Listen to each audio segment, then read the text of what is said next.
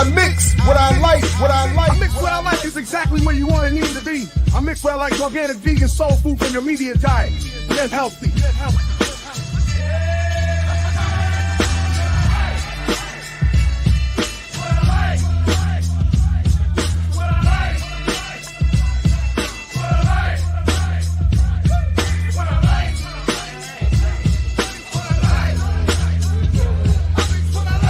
I mix what I like, what I like. We're here on I Mix What I Like.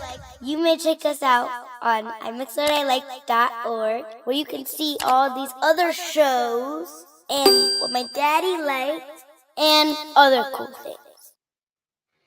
Yes, yes, yes. What's up, world? Welcome to this special edition of I Mix What I Like.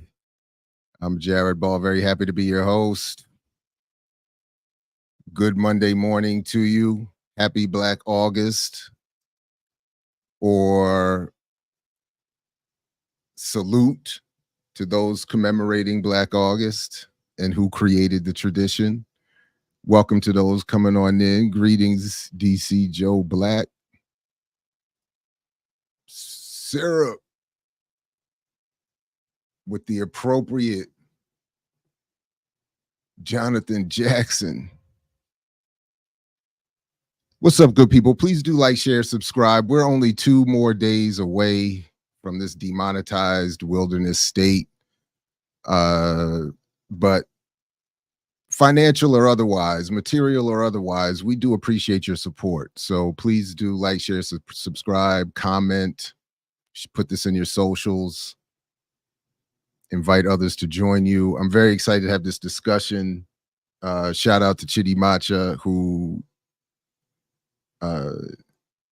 most recently called this into being, and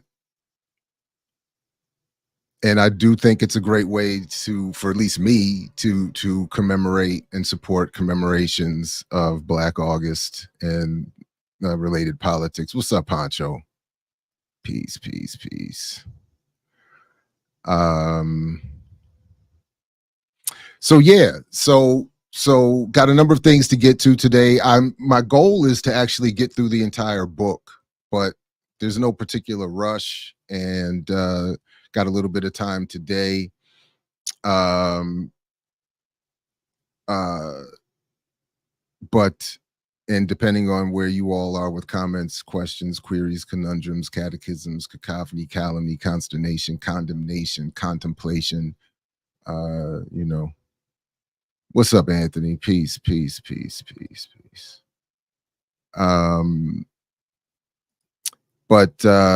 Yeah, so what I thought, I went and found, what's up, Kai? I went and found what I thought would be a good place for us to start. I think, big bro in the building, what I think was my first attempt at a YouTube video creation in relation to the project, but specifically very happy to be talking about, again, this book here, I Mix What I Like, a Mixtape Manifesto, written intentionally. So yesterday, big shout out to Skip Kuhn. Please, if you haven't, check out the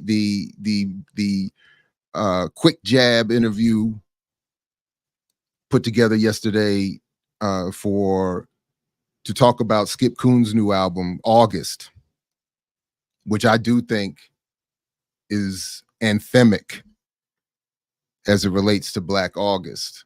And it's a phenomenal album.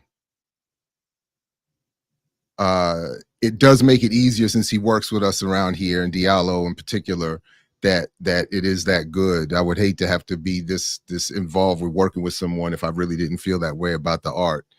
But the album is phenomenal. And he said something in that interview that spoke to me, because he said something about wanting to create art.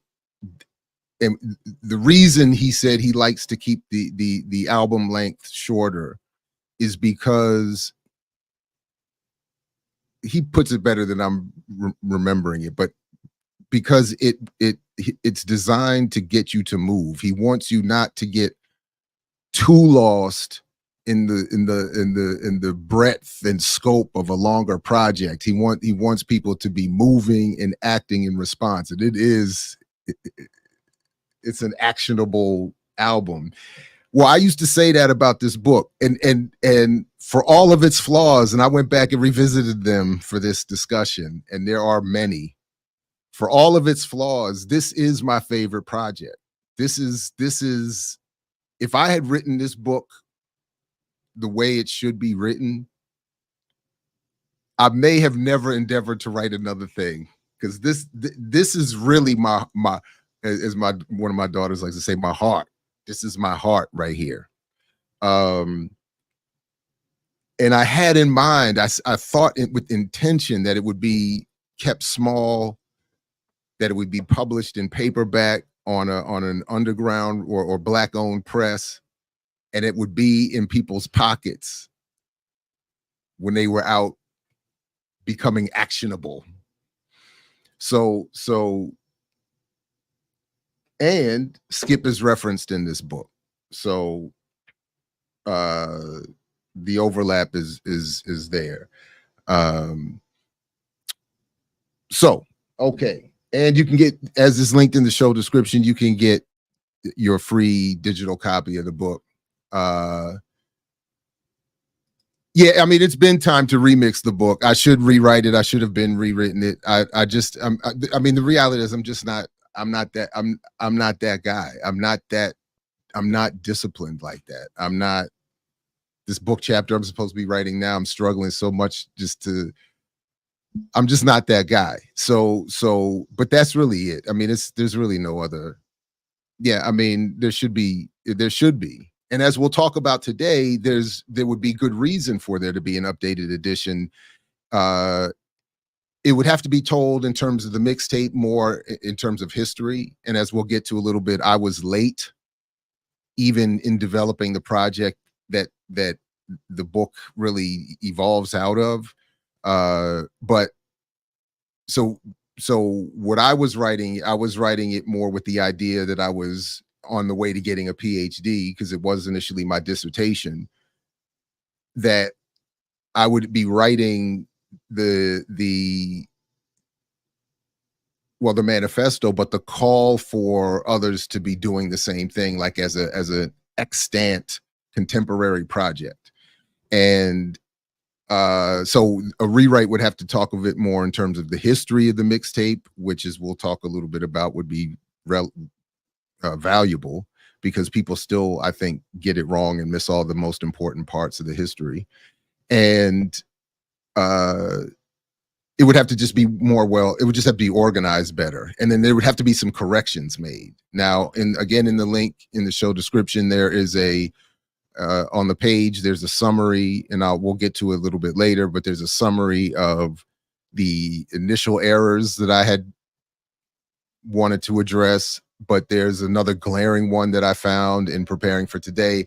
And this is another reason why I didn't want to, there's some trauma involved in terms of my relationship to the work and to the time and to the people and so but I do, this is, so, okay. So what I did dig up was, so to introduce some and remind others of what I was ultimately talking about. I want to say, I'm tempted to say, go easy on me in the comments. Phrasing. Yeah, we doing that now. Check EYL on Friday for more on that. But let's just go. So let's start. This is the FreeMixRadio project that again was my favorite thing to do, but is what is ultimately written about in the book. So here we go. FREEMIX Radio. When worst come to worst, my peoples come first. My peoples come first. Underground press for the 21st century. FREEMIX Radio. What's up, world? I am Jared Ball, the Funkinest journalist, founder, creator, and producer of FreeMix Radio, the original mixtape radio show. Often enough, when I am passing out FreeMix mixtapes, teaching or discussing mixtape radio, people ask why we do what we do and how. So we thought a quick video demonstration of both the why and how was in order, and to that end, welcome to the Liberated Masses Media basement studio of Second Childhood Productions in Washington, D.C., the birthplace and origin of FreeMix Radio, the original mixtape radio show. Let me again say from the outset that FreeMix Radio is an actual mixtape distributed freely in and around Washington, D.C., but also other parts of the country and world. We are continuing the traditions of the rap music mixtape, emancipatory journalism, and black radical underground communication and radio. Our goal is to make the mixtape a 21st century version of David Walker's Appeal or Robert and Mabel Williams' Radio Free Dixie and the many other forms of radical journalism whose goal was and is the provision of necessary information and culture to inspire, encourage, and even direct political struggle. For a more detailed explanation of all this, feel free to visit voxunion.com, where you can pick up a copy of the first academic study of the mixtape as emancipatory journalism. In short, with FreeMix Radio, the mixtape actually becomes the airwaves of sorts used to convey the kinds of journalism and culture that commercial outlets cannot offer. This is done because we recognize that, as in all societies, dominant media work for the dominant, and that the media system of today in the United States is the most powerful and all-pervasive system in human history.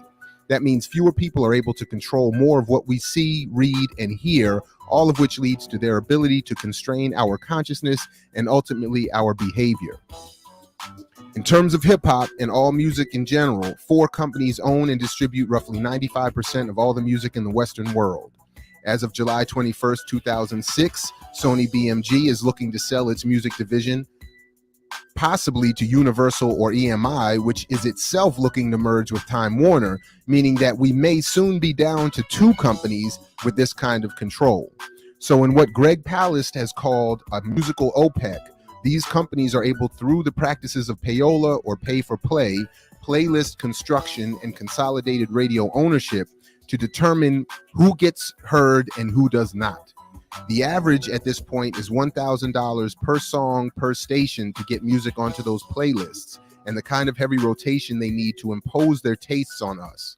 This is how we end up going from not liking a song to loving it through simple repetition and play, and we end up saying that the song has grown on us when in fact it has been imposed. Of the many efforts at media reform, few argue for the actual establishment of a low-tech underground alternative press, as we do here with FreeMix Radio, when already 40% of the country has no high-speed internet access, or more than that in Black and Latin America, or when media giants are lobbying Congress to end net neutrality, making the internet more expensive and therefore more exclusive. We are fast approaching a time when even that medium is far less free than today, when it is already proven not to be a viable solution to the media needs of the Black, Latin, or poor population.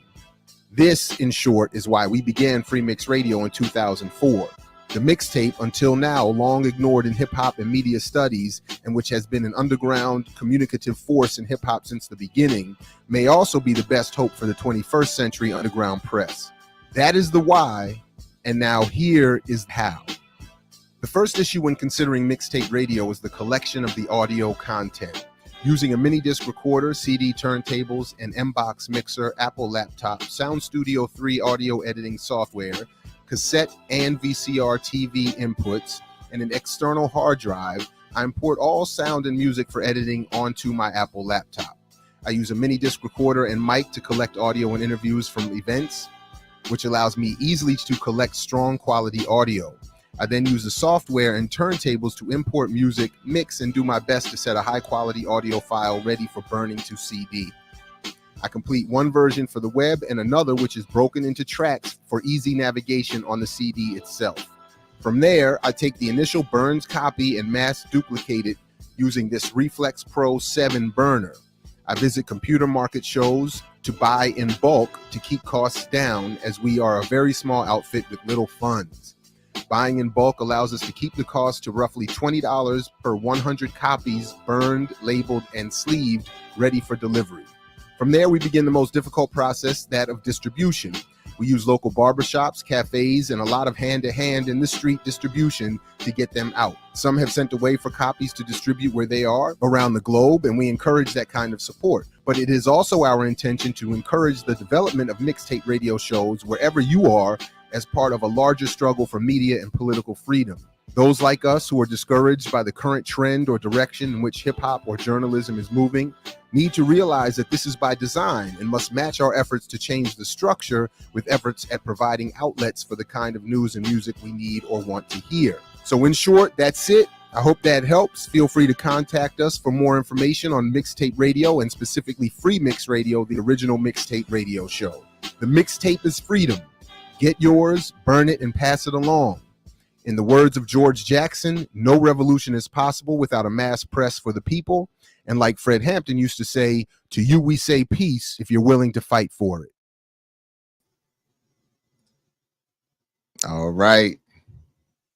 So that was it. That was the project. Yeah,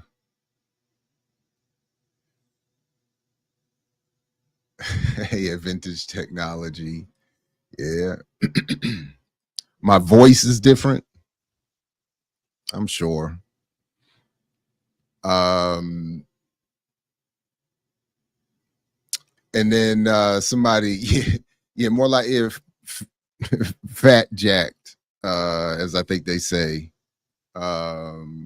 So, but okay, so that's what I was at least trying to do, and we had actually been a couple years earlier. The idea coming out of, shout out to organized community of united people, who it was really with them that the mixtape being used to build organization started to evolve, and then developed into that sort of full-blown project. But with that, I can at least say, you know, folks are at least clear what the goal was. It was at least a decade late, I think, as a project. The internet, the oversaturation evolution of the internet changed the game. A lot of things were changing. Venues, gentrification, venues being shut down, where distribution would have been more easily done, particularly record stores, and things of that nature. And then, to be fair, I was never a real DJ per se, so a lot of the quality of the mixes and the quality of the art never really hit the level that I think it should have. Shout out to DJ Underdog, who did DJ one of the editions years ago and showed where it should have been. But and shout out to DJ RBI, who created the first logo that you saw there with the fist and the radio tower as the arm and the CD as the bass. That was dope. And shout out to everybody who you know. So, all right.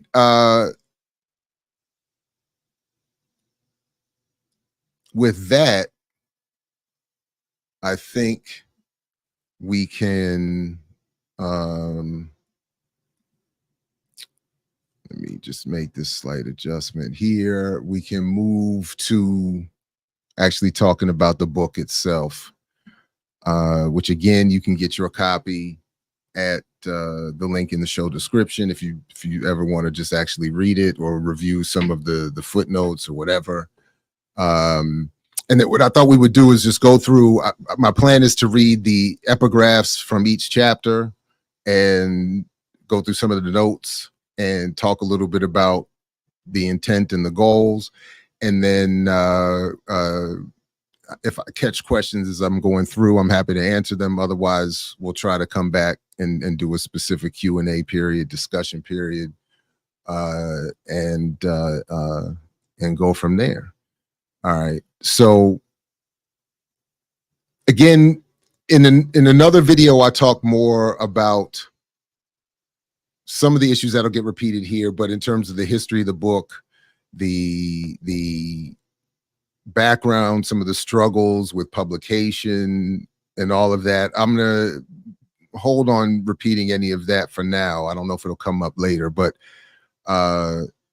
essentially the book emanated from my PhD dissertation, which was itself an attempt to explain sort of the logic behind the project, the FreeMixRadio project we were just looking at there. I Mix What I Like is an homage to Biko. This is one of the big errors in the book that I cringe every time I come back to it. But it's just there.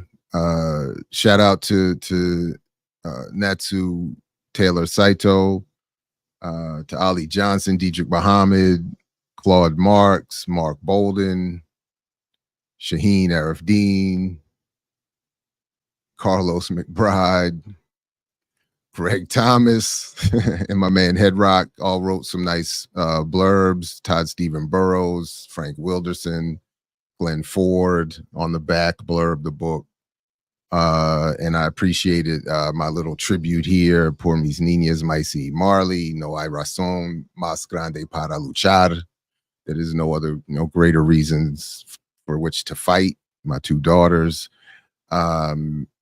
Acknowledgements to primarily the DC area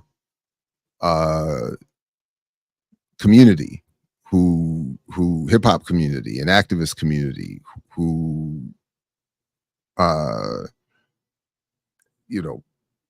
of which this effort evolved. So Organized Coup, Malcolm X Grassroots Movement, the FANON'S Project, and a number of other folks that I was shouting out in those acknowledgements. In this prefatory note to the reader, so as I said, I'm going to read the epigraphs at least, just to sort of set the tone for each chapter. But I pledge allegiance to the mixtape DJs of the world, DJ Jazzy Joyce. DJs, producers, journalists, mixtapers of the world unite. The Funkinest Journalists, which was the moniker I used to use when we were doing underground radio in DC, and I was fortunate to link up with Radio CPR and that existing collective and do pirate radio. So I went under the moniker the Funkinest Journalist.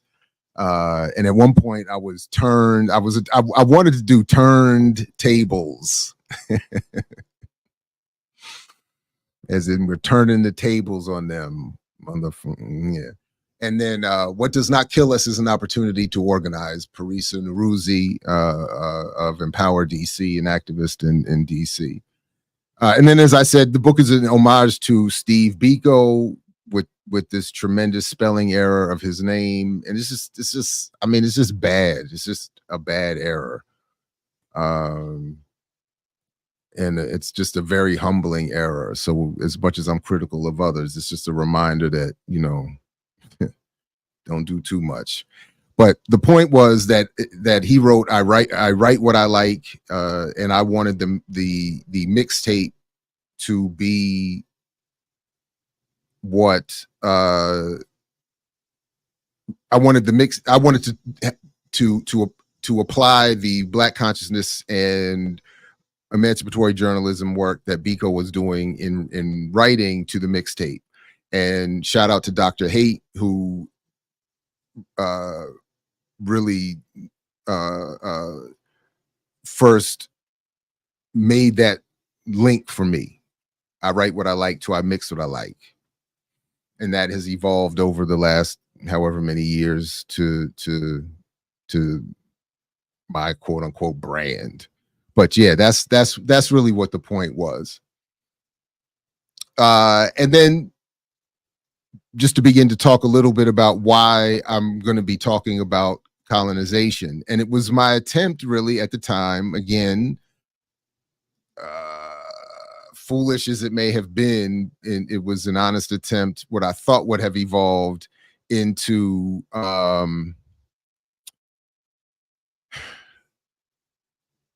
this grand argument as to why Black materialists and African-centered or Afrocentrists could find common ground. So that's why in the book there's so many references to African-centered work and to Marxist tradition, the Marxist tradition, because to this day I still see an important overlap. The popular version that's promoted around African-centered thought is bastardized as the popular version of discussions of Marx and socialism.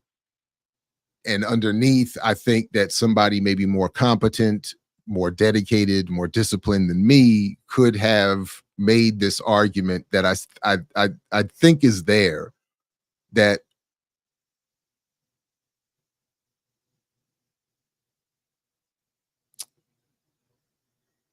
when I read Marx and the Marxist tradition, I'm reading an attempt to explain the universe through the context of a very specific Eurocentric lens that at its core has too much overlapping similarity with what I think is being said in the African-centered traditions from an African-centered perspective. And I think that the beef as it is too much, and there's too much overlap. So this was my attempt, and I thought that the internal colonialism theory or theoretical approach could synthesize that contradiction. Now, I may be wrong. I may have just not been competent or able to complete it, but that was what my goal here was. So that's why when the book first came out, there was a good amount of criticism from both sides, to the extent that anybody paid it attention. But that was sort of, on the one hand, I got called out as being Eurocentric for referencing Marx, and I also got called out for being an anti-materialist for referencing, as I did here, traditions of good speech, Medu Neter, and so on and so forth, which I still think is important. But that was at least the point.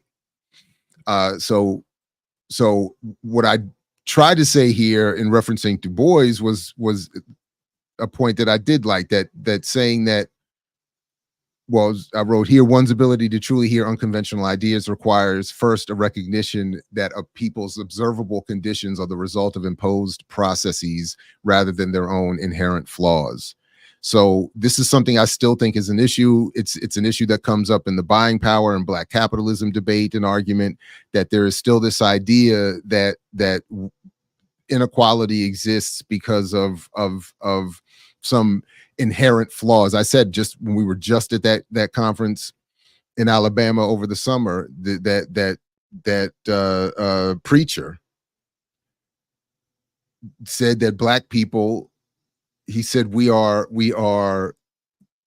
how did he phrase it? But it was a cultural deficiency. So maybe not inherently biologically, but culturally. And I'm like, no, there are imposed processes. So that I think is important to first accept. I think there's still a hesitance, an imposed. We are discouraged from thinking that way. And to see that, oh, if we just circulate our dollar, if we just do a little bit this, if we work harder, if we would get a better degree, if we change. And the change that we need to make is just organizing around some very radical ideas. And that's not the, so that's what I was just trying to, and that's why I concluded it by saying, Amen, rather Amen Ra was, like a little,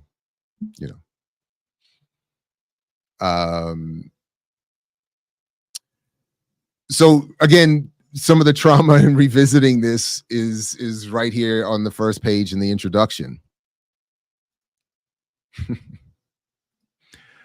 I was live and present, speaking of African-centered thought, at I believe it was an ASCAC, Association for the Study of Classical African Civilizations conference in Philadelphia. I think Dr. Haight was with me, and it was the one time I got to see and meet the late Dr. Asa Hilliard in person. And Dr. Greg Carr gave this very rousing speech that I clipped and put in my intro here. because it still resonates.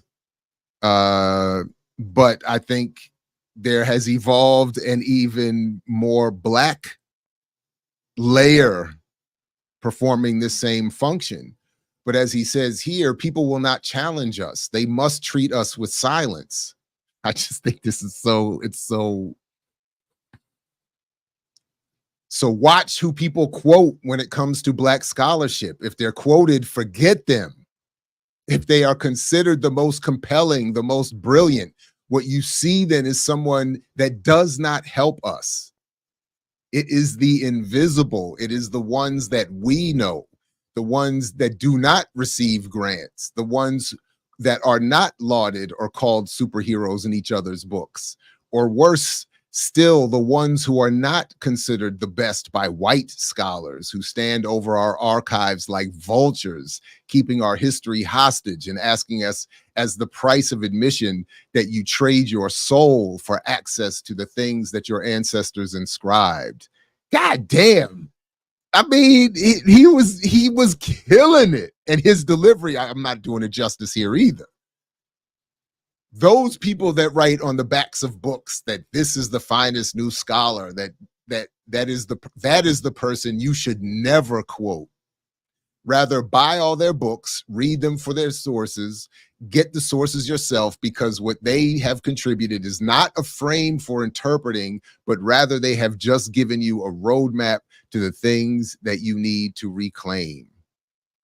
Greg Camathy Carr. You know, I mean, say what wherever we are. I mean, Now listen, that's called my boy. You know nothing about that. That is bars. Dr. Clark, John Henry Clark, to talk about the subject, I'm going to talk around the subject. And then complacency is far more dangerous. Complacency is a far more dangerous attitude than outrage. My approach was and remains unabashedly confrontational. Ward Churchill. I love that line too.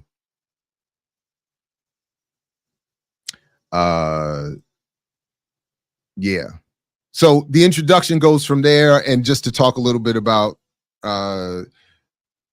some of the street vendors that I would interact with back in the day in DC, and talk with a little bit about the business of bootlegging and distribution of CDs,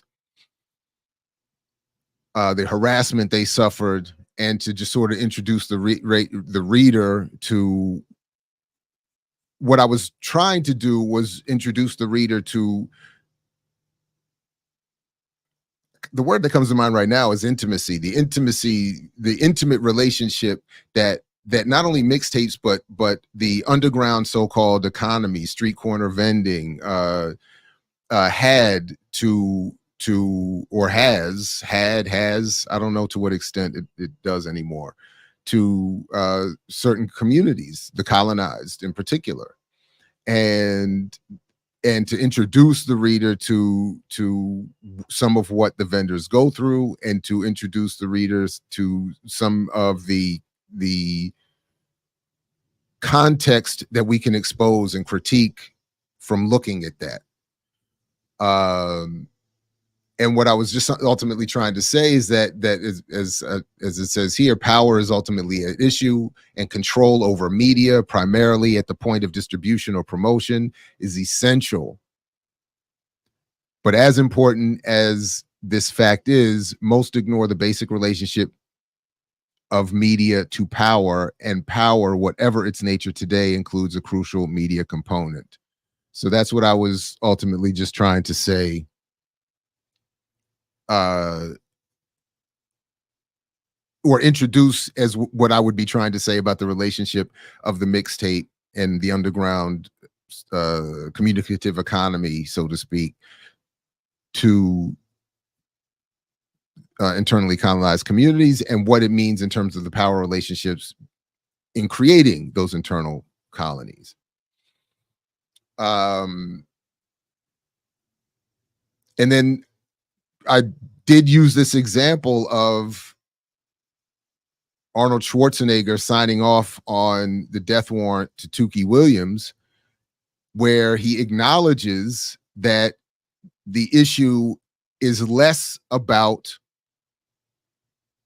Tukey's crimes and more about his political recalcitrance in dedicating a book to Mandela, Angela Davis, Malcolm X, Assata Shakur, Geronimo Pratt, Ramona Africa, John Africa, Leonard Peltier, Daruba Al-Mujahid, George Jackson, Mumia Abu-Jamal, who just turned 70 yesterday, happy birthday, and countless other men, women, and youth who have to endure the hellish oppression of living behind bars. Schwarzenegger said this is evidence that Tukey should be killed. And my point was that it's that we need to be weary of how those in power view the distribution of ideas and what kinds of ideas and what they think should be done to those who distribute those ideas.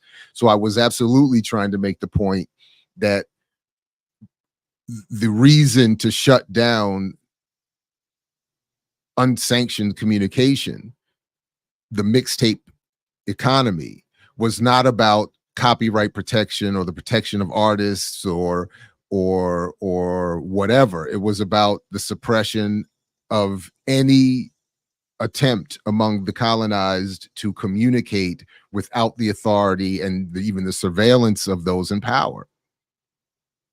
And once you do break that law, this I do take as evidence of what the state is willing to do. So it was in that context that I wanted to talk in the book about the mixtape, internal colonialism, et cetera, and so forth. So she's now passed on, the late Catherine McAdams, Dr. Catherine McAdams, one of the two, with Maureen Beasley, two Southern white women at the College of Journalism at the University of Maryland, who's, the way I think of it, who's suffering at the hands of patriarchy, for them, led them to, if not full solidarity, a willingness to be supportive for the cultivation of other, not only groups and people, but unconventional ideas. This is not to say that either one of them fully supported my argument or loved my argument, but they loved the idea. What I think they loved most was the idea that anyone would come through the program and try to upset white men as much as I was. I think they were so, not bitter, but they had suffered a lot at the hands of white men going through their professional journalism careers, that by the time people like me and Dr. Burroughs before me got there, they were like, you know what? I may not understand or be, whatever with Jared, but look how angry he makes my enemies. So, but the two models I tried to develop for the work evolved because Dr. McAdams basically said, we need them. We need to see them. So this was, again, I talk more about it in the 10th anniversary video about the book.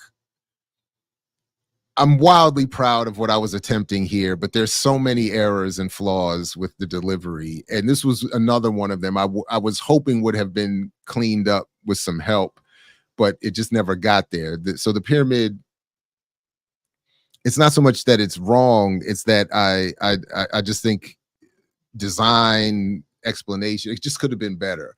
But the point I was just trying to make was building off of what Albert Memmi had talked about in terms of the colonial pyramid, to try to show how I was using it here in the, and look at what I'm just noticing. This is hilarious. I didn't even notice this. But I have here, just under the ruling elite, the leisure class. And as much fun as we poke at earn your leisure, this is perfect. But the point was that all of this in this society is based on enslavement and the colonization, the genocide of the so-called fourth world or indigenous population. And it's from the lands of the indigenous, the natural resources taken over, the free labor of the enslaved African community, and not just the free labor, but the cultural production. Because as we'll talk a little bit about later, all of this country's popular culture emanates from other communities, so to speak, and primarily from Black communities, from the enslaved and colonized African community in this country, has produced pop culture and still does drive what is considered popular. So it's they who form the basis. I have prisons and prison labor, the function that they play, not just in producing material wealth, but in what ultimately, what I would have referenced then, had I obviously hadn't known it, had it been produced, would have been what Ori is talking about in terms of what prisons do to manage immaterially society, workers of all backgrounds. And one of the arguments, I mentioned Michael Hudson the other day and was critical of his critique of identity politics.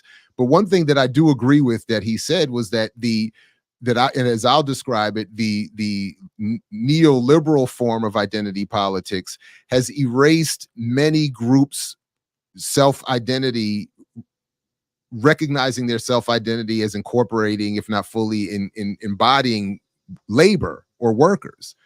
And we forget how many of us are workers and what that means in terms of class and other relations in a colony. Then there's the leisure class that ultimately gets to live off of that. And then there's the ruling elite, the 1/10 of 1% that have all of the wealth. So in terms of the epigraphs here, in the 15th and 16th centuries, Europe not only began to colonize most of the world, but also instituted a systematic colonization of information about the world. John Henrik Clarke. By 19th century's end, the Western European will to know had consolidated in the expansionist exploration and attempted colonization of the globe, Gloria Sandoval. And the ghetto might as well be the Gaza Strip. Black thought of the roots, still prescient and present, unfortunately, to this day. But just the recognition as I think I talk more about it in a separate article, but part of the reference there is that that one of the beautiful, and James Spady's work talked about this, that the beauty of the underground communication in hip hop and the mixtape tradition that was pervasive incorporated a lot of internationalism and a lot of, more than people maybe remember or are encouraged to remember to this day, of recognition of the relationship of Black and brown communities to each other here in the United States, but also to other colonized communities around the world. So when we see today sort of a more enhanced, overt form of the condemnation of that idea, but it's still prevalent. So this is just me trying to talk more about internal colonialism, and this is again revisiting it. I'm overwhelmingly critical of the it's like A for effort, and I don't know what I would grade this for delivery, but it's not, it needed more work. Organizing the argument, arranging the argument, I just think it needed more work. The argument is correct, but it needed more work. And I was just trying to find ways of, and what I was attempting to do was to, which is odd, is to take what I had done in the dissertation and make a more popular version of it. because a lot of what I had to do for the dissertation was explain, well, how are you going to talk about Black people as a colony? And why would you talk about Black people as a colony? No popular pundit, etc., is doing that. Why would you? And there were even conversations with my dissertation committee and certainly hostile faculty, and even students, my colleagues, my peers, and some of the question was even just like, why go through all of that? And I was like, I like it. It's compelling. I find it to be the most accurate. It makes the most sense. All of the more revolutionaries who I don't ultimately cite in the book, which is a major flaw as well, particularly political prisoners who I should have reminded this is why it's perfect with Black August. They were the Black political prisoners. The book was dedicated to them. I tried to work it out with AK Press and they did not do it. I wanted all of the proceeds from the book to go to political prisoners, but in the end, I could only work it out that only whatever I got would go, and I just had to take care of it. So not that there was tremendous amounts of money, but every penny, literally every penny that ever emerged from this book went to one or another entity working on behalf of political prisoners. Some of them are still linked in the link to the book in the show description. So I would encourage folks to, I've been saying, if you get a free digital copy, send a few dollars, if you would, to one of them. So, but again, even though I'm consciously doing that, I'm not citing them, at least not much in the book, which is, but the point was I was doing so much in trying to explain why. And it was ultimately, and I do like that story, that I had gotten I had conflict with faculty and administration in the College of Journalism. I got exiled, resources cut off. They got real shady. But the one thing they could not do was remove me from the program, because academically they had no reason to do. And behaviorally, they had no cause to remove me. What they could do is cut off the funding, cut off the and then support, and then exile me. And shout out to the sisters in the main office, who, when I showed up that day looking for mail, were like, "Why are you even here?" Not in a hostile way, but like almost pleasantly surprised, because they had been given the notice to cut off my money, assuming that I would not be there anymore. And so I had to find other. But in that exile, there was, I did get to be placed next to this stack of communication scholar, the Journal of Communication journals. Or communication, the Journal Communications journals, and they were actually being slated to be thrown away, which I think again is perfect, and as a metaphor. And I start reading them in this, being stuck in this exiled space, come across Hemant Shah's work on emancipatory journalism, and which was based on an anti-colonial ethic we'll talk a little bit about later. And I said, I want to do that I said, that's what I'm doing. He co-signed it, said, you are doing that. So I was like, so anyway, that was why I was trying to build. It was from there that I was working sort of backwards. So I said, emancipatory journalism is what FreeMixRadio is doing. How do I explain that? That requires, I still think, and then that we understand Black America as an internal colony, and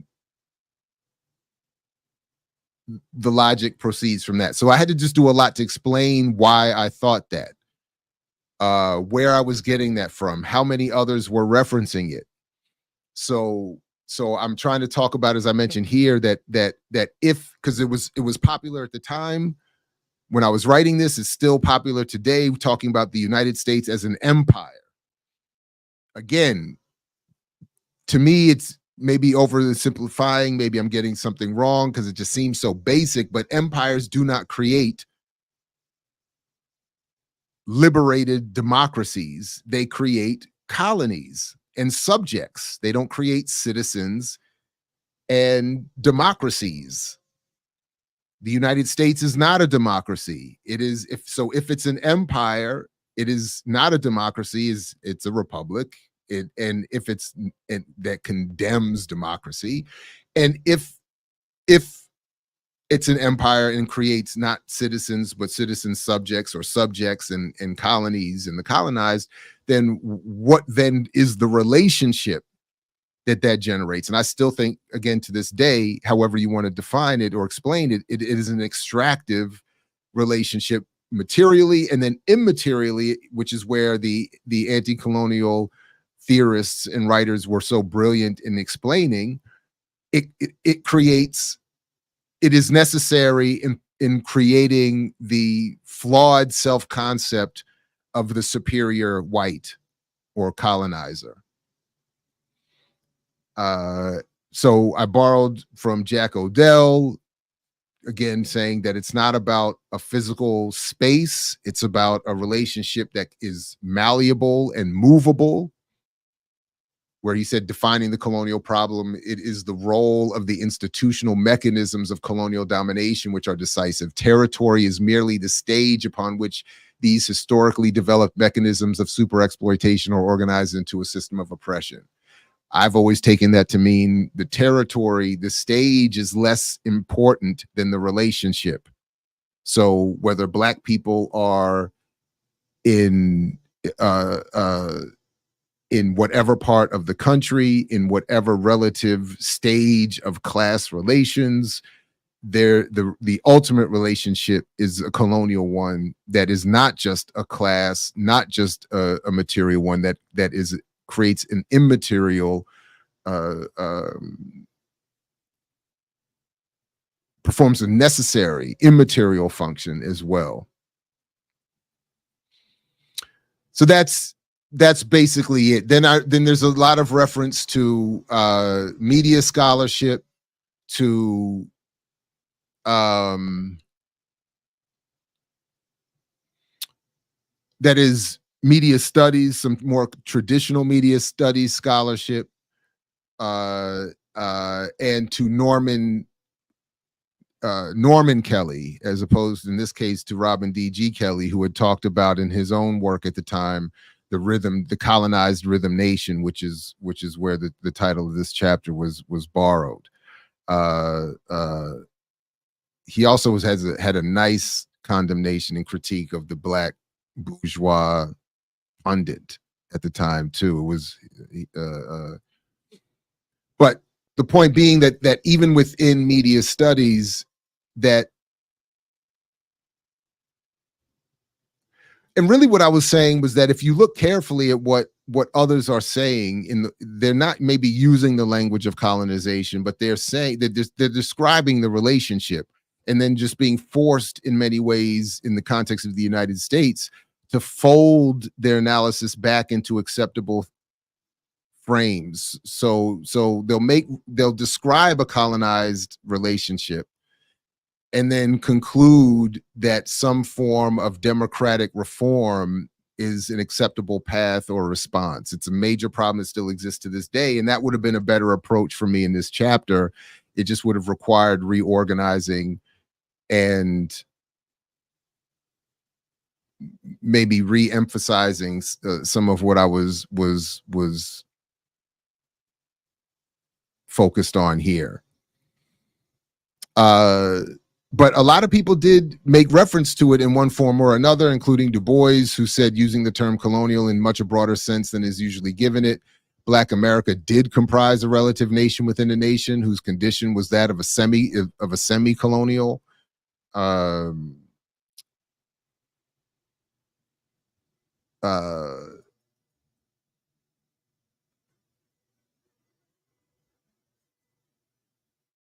Oh, I just went blank on my man's name, but Martin Delaney, nation within a nation. So that kind of language was being used. So I was just saying, if it's a nation within a nation, that's an internal colony. That's exactly. And then there was other scholarship that I referenced that was basically making that was not basically, that was itself making the same point. And then, so for instance, here, this one of my favorite quotes from Derek Bell, this was that I use all the time.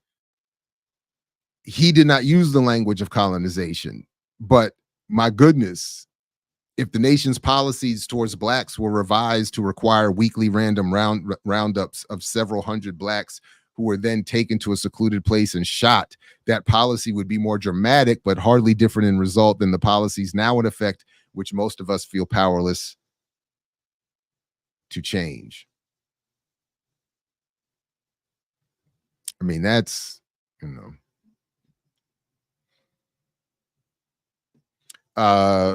And I also like this part here about from Fanon in talking about what this produces, a racism that he said cannot be unconscious.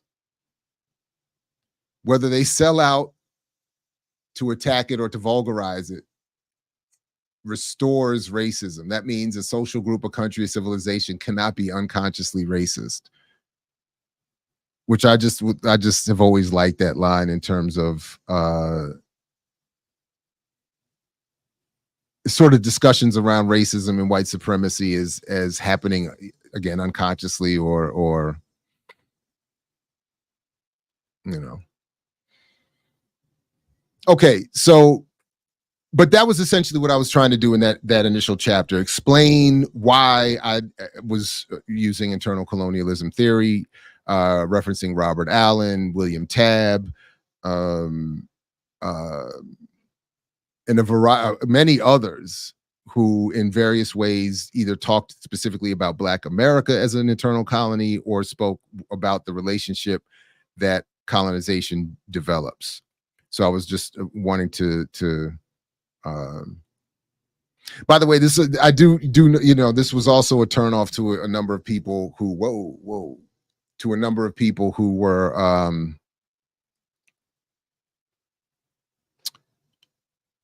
initially interested in the book because they realized that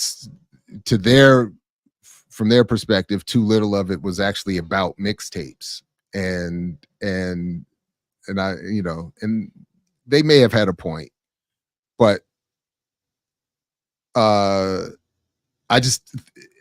still think the idea was right that you can't really understand what the FreeMix Radio project was doing or meant to do, or the context in which it was working, or the history of the mixtape if you don't understand these histories. So that was at least the logic. Again, I'm definitely open to how it could have been presented differently or better, but in this chapter, chapter 2, Media as Ideology, Culture, and Colonialism, when Goebbels, the brainchild behind Nazi propaganda, heard culture being discussed, he brought out his revolver.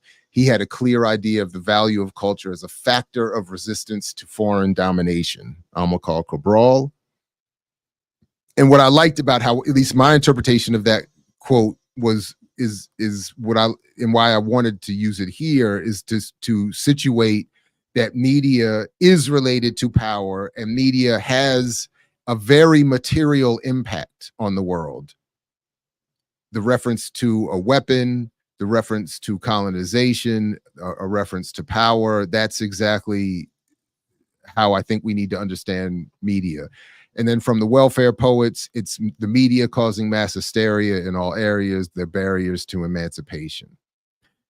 And I don't think you can see it too clearly, and it's not a high quality picture, but so even trying to enlarge it wouldn't help much. But this is again the colonialism and mass media model I developed as a response to Dr. McAdams saying I needed one, and really saying she and the committee needed one.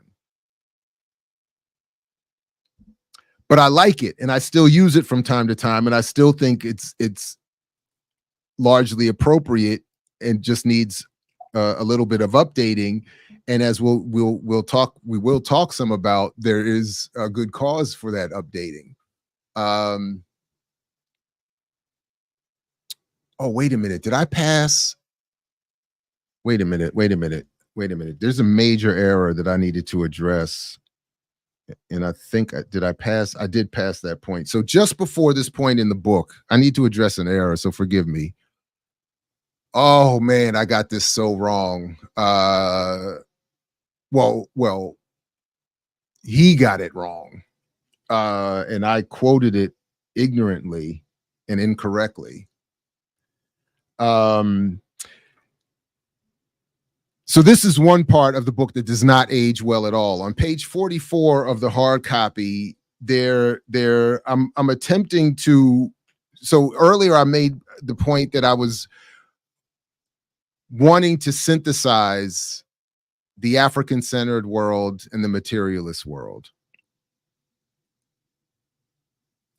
And I have to say that this came up when on EYL we had that discussion with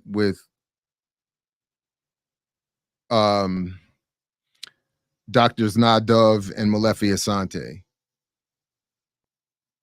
I really wish the African-centered world would give a better and more honest and thorough reading of Marx than I think that many popular spokespeople in that community do. And my point, I'm not mad at the Eurocentric critique. Initially, I say that because when you look at the engagement of the African and broader colonized world and Marx, so much beautiful rebellion and analysis has occurred. So even for no other reason than that. And this was so Aikwe Amar, who is very well respected as he should be in the African-centered community, who separately from this would in 2008 or 7 make an almost equally incorrect analysis of Barack Obama, making the argument that Obama's mixture would help somehow be a net positive for the African world, that his ascension and mixture would situate him to help the African world. But on page 44 of my book here, I cite him because I was looking for African-centered thinkers who were talking about Marx, because I wanted to bring that discussion here, even where there was critique, because I thought I was demonstrating, I would be able to demonstrate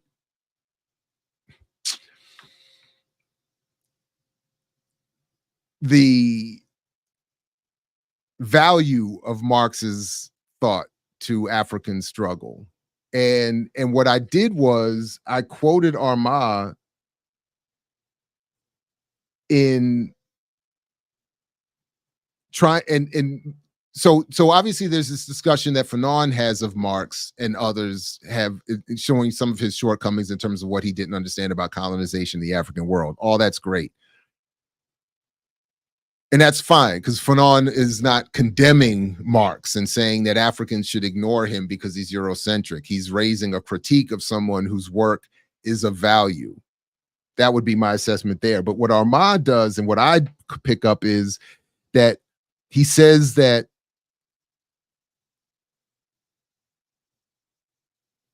this cultural focus, so well articulated historically by Fanon and Cabral, is also an attempt. So Cabral similarly has a critique of Marx, but from a different way, from a different frame, differently. So well articulated historically by Fanon and Cabral is also an attempt at moving beyond the limits of Marx, which, as Aikwe Armand suggests, are found in his binding Eurocentricity and lack of praxis. This is where he and then I go way wrong. And over the years that I've learned much more about Marx, this is wildly wrong. This age is, what is the opposite of fine wine? That's what this age is like. According to Arma, the flaws of applying or centering Marxist thought in the context of colonialism from the perspective of the colonized is that Marx's ideas may, quote, constitute an interesting body of hypotheses useful as probes, but not theories, end quote. What makes people revolutionary for Arma, unlike Marx and Engels, is that they become, quote, participants in actual praxis in a movement that overturns an oppressive social system, replacing the oppressive rulers with the oppressed, end quote. This, according to Arma, distinguishes Lenin, Mao, Diop, Ho, Fanon, and Cabral as revolutionaries. For Fanon, the aspects of race and culture pointed toward key deficiencies in Marx. And then I go on to quote Fanon there.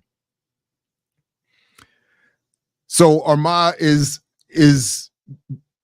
at least being accurate to other in the materialist world, that is Lenin, Mao, Diop, Ho, Fanon, and Cabral, but he gets wrong the idea that Marx was not involved in praxis. So I just wanted to come back and acknowledge that he and I are both wrong on that point, and that wherever there is a critique of Marx to be had, and there are, it shouldn't be that he wasn't basically down with the fight. I think that's unfair and incorrect. But okay. All right. And I'm not in the chat yet, so you know, I don't want to say take it easy on me in the chat. Phrasing. But I'll dip back in a little bit. All right, so chapter 2, again, media's ideology, culture, and colonialism. This was the model. I love this model. And it isn't my attempt again to synthesize this divide that may, this contradiction that may not be possible. I may be wrong here. But the point is that to explain this to my dissertation committee, and it has been helpful even in the classroom, to sort of break down what it is that I'm trying to say about, in this case, media as ideology, culture, and colonialism. So I start up here in the big bubble at the top with the ideological basis of mass media, where Karl Marx said that commodity is the original sin of capitalism. That is, commodity formation, turning everything into something that can be bought, sold, or traded, was an original sin of capitalism. The late, great Greg Tate said that African people were this country's, that is the United States, the original sin in this country was the commodification of African people, or that African people were this country's original sin, this country's original commodity. That African people are the original commodity of the United States. John Downing and Charles Husband in their work said that racism is the conceptual original sin of the United States. And that in their own ways, Marimba Ani and Amos Wilson said that destroying African culture is a political necessity as part of the process, as I'm saying it, of the colonization of African descendants or African people here in the United States. Then from there, it would obviously need updating, but descend the basically the core elements of the process that I'll be talking about in the succeeding succeeding chapters.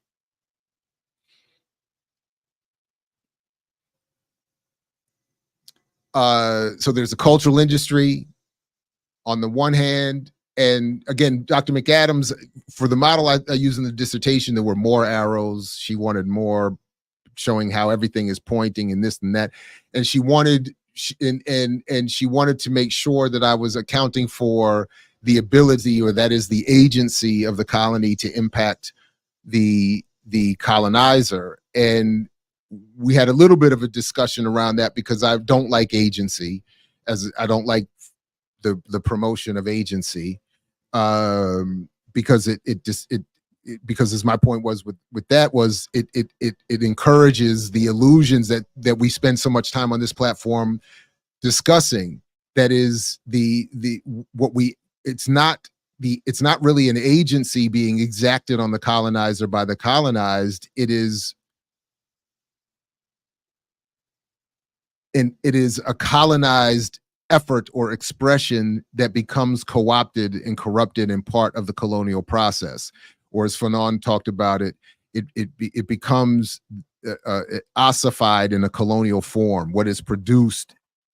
So that's why so much of what looks like progress and what we get so often caught up and encouraged to promote and be excited about is really just a corrupted version of what it should be. It's not a liberating endeavor. So I don't like emphasis or really much discussion of agency at all. The big three in the culture industry would have changed by now, and we'll talk a little bit in let's see, where are my notes here? We'll talk a little bit about it later around copyright, but whereas at this time it was UMG, Warner Music, and EMI, today the dominant music companies are still UMG, Sony, and Warner Music Group, but they also are in an incestuous relationship with the Spotify, Apple Music, Amazon, and one or two others I'm probably forgetting. So it's not that the culture industry has changed so much, but the names would have been needed to make some adjustment. But they are what determine what becomes popular. And even to this day, what becomes popular requires support. Again, whether we like it or is not really the point.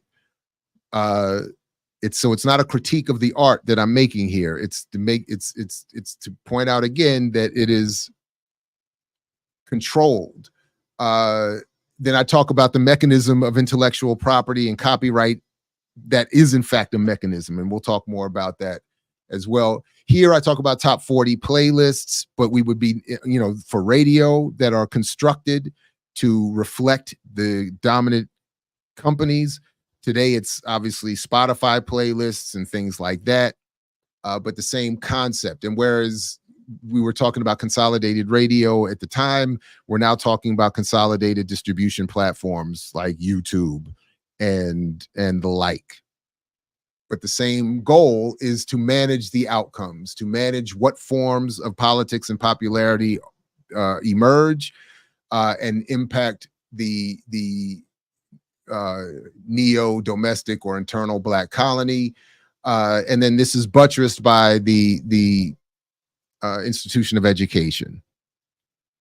And in media studies, a lot of the discussion traditionally has been, which impacted this model here, the relationship of education to communication.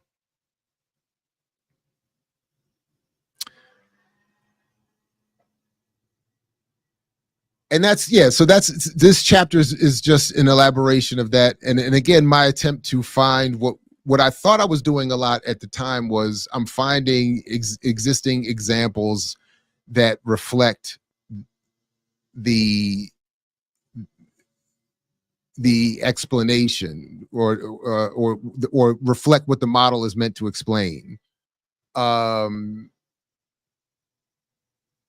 So I mean, here, I'm referencing Zbigniew Brzezinski, whose daughter Misha is still on the TV every morning, and what he says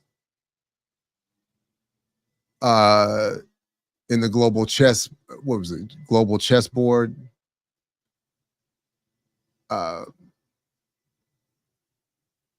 But basically he's saying the American global system emphasizes the technique of co-optation to a much greater extent than the earlier imperial systems did.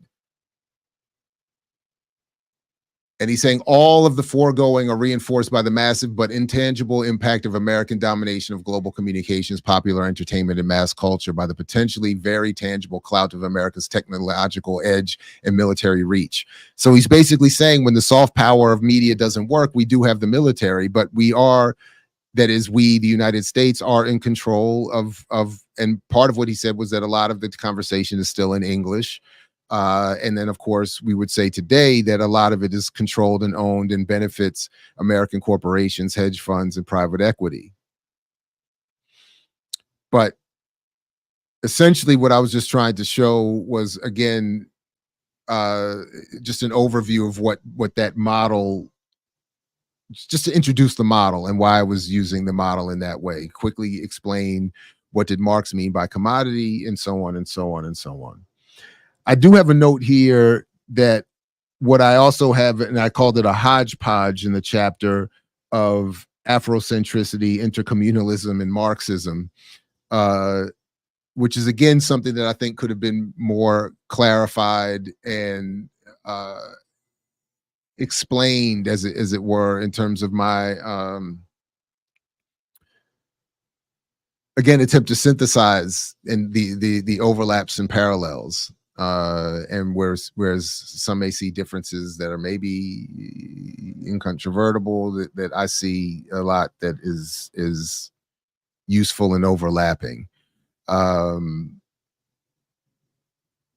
So, for instance, I mean, you know, yeah. Anyway, so that's what. So, chapter 3. Education and conceptual boundaries, again, just basically going through that model.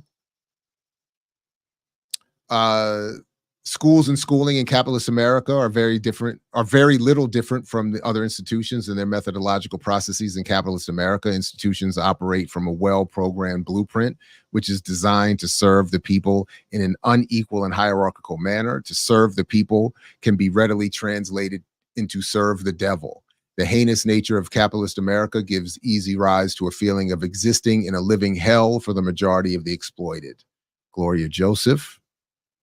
The tendency is here born of slavery and quickened to renewed life by the crazy imperialism of the day, to regard human beings as among the material resources of a land, to be trained with an eye single to future dividends. We daily hear that an education that encourages aspiration, that sets the loftiest ideals and seeks as an end culture and character rather than bread winning, is the privilege of white men and the danger and delusion of black.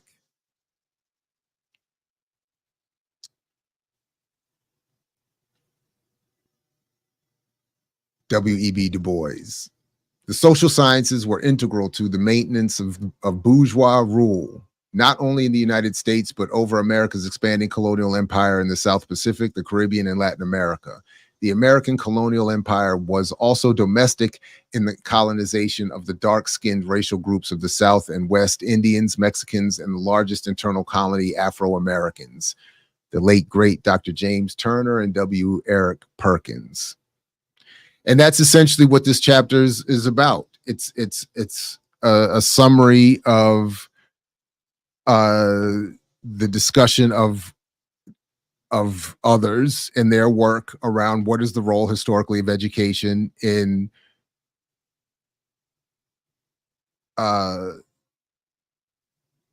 managing the outcomes of an internally colonized population. That before we can get to, as I reference here, the indoctrinating power of media, we have to understand the preconditioning that does not start with the mass production of radio and television and the centralization of their control. The people entered this stage as preconditioned receptacles of long standing. And that's Marcuse. So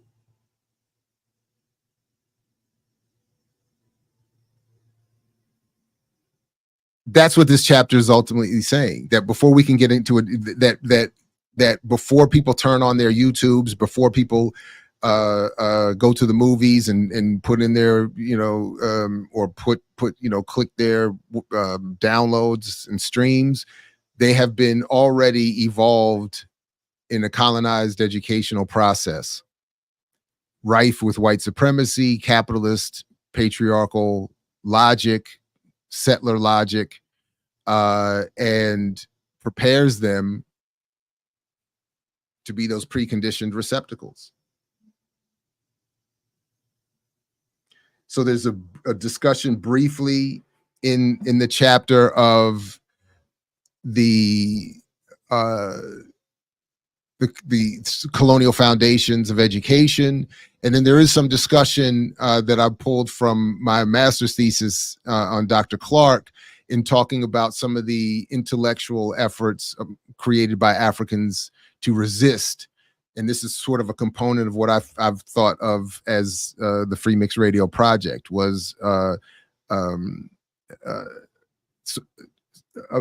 media space, an intellectual space created akin to what those of the Reading Room Society and the American Negro Academy and the Woodson Study for Negro Life and History, Association for Study of Negro Life and History, and the Harlem History Club. That's what I saw as the project as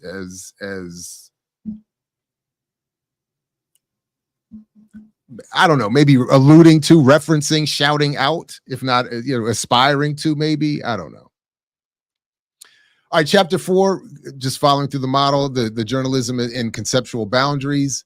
The origin of the word newspaper is lost in the mists of time. The word evidently had its origin in the diurna, which of course is the etymological ancestor of journal. And the word journalist seems to have made its first appearance in 17th century England as a synonym for writer and mercurist. The reference to the messenger of the gods of Greece indicates the function of the journalist as the agent of his employers, commissioned to transmit messages. Herbert Altschul. Who's got control of your mind, your worldview? Something you taking the movie, you taking your girl to. The FBI, the CIA, ATF, KKK, IRS, TNT, CBS, NBC, from Dead Prez. And this is just talks the critique that I was studying heavily at the time around journalism and journalism education. The sources that cause so many problems in the classroom, references, the debates, because if you read even what was the assigned work, they're just telling you of so much of the problem. I mean, there's so many footnotes, because I'm just citing everything that we were basically being assigned and that was discussed in those assignments. But that journalism is here to set conceptual boundaries, to create, as it says here, dominant meanings. What is called news has long since been determined to be biased politically, outright racist, for sale, demonstrating a strong class bias, all under consolidated ownership. And things are no different today. Maybe one of the biggest shifts is, at least on the left side of the aisle, so to speak, is the ability for there to be, as we saw with what was supposed to have been the Intercept and what Barrett Brown is always talking about, the Pierre Omidyars, right, who are able to be a left-wing independent, what I saw critically happening at the Real News, where you can have thrown into the mix, so to speak, pun intended, independent, nominally independent, but privately funded by rich, often white men, entities that perform journalism that's meant to counter all of this, but ultimately does so much of the same thing. And as we'll come to when we talk about the chapter on white liberals, this became a major problem for me with this book. I think that is being critical of the preceding structure that I think at the time. So this is just going through some of the journalism, again, those critiques at the time of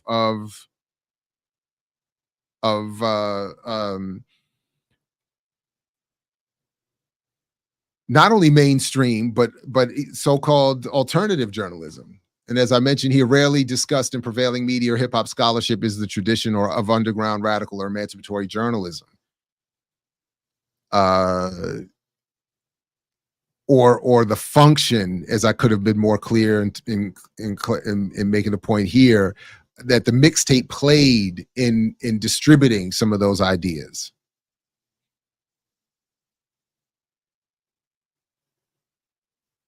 But anyway, so that was the point of that chapter, just to quickly highlight in terms of the model, the role journalism is meant to play, some of the contradictions and conflicts there,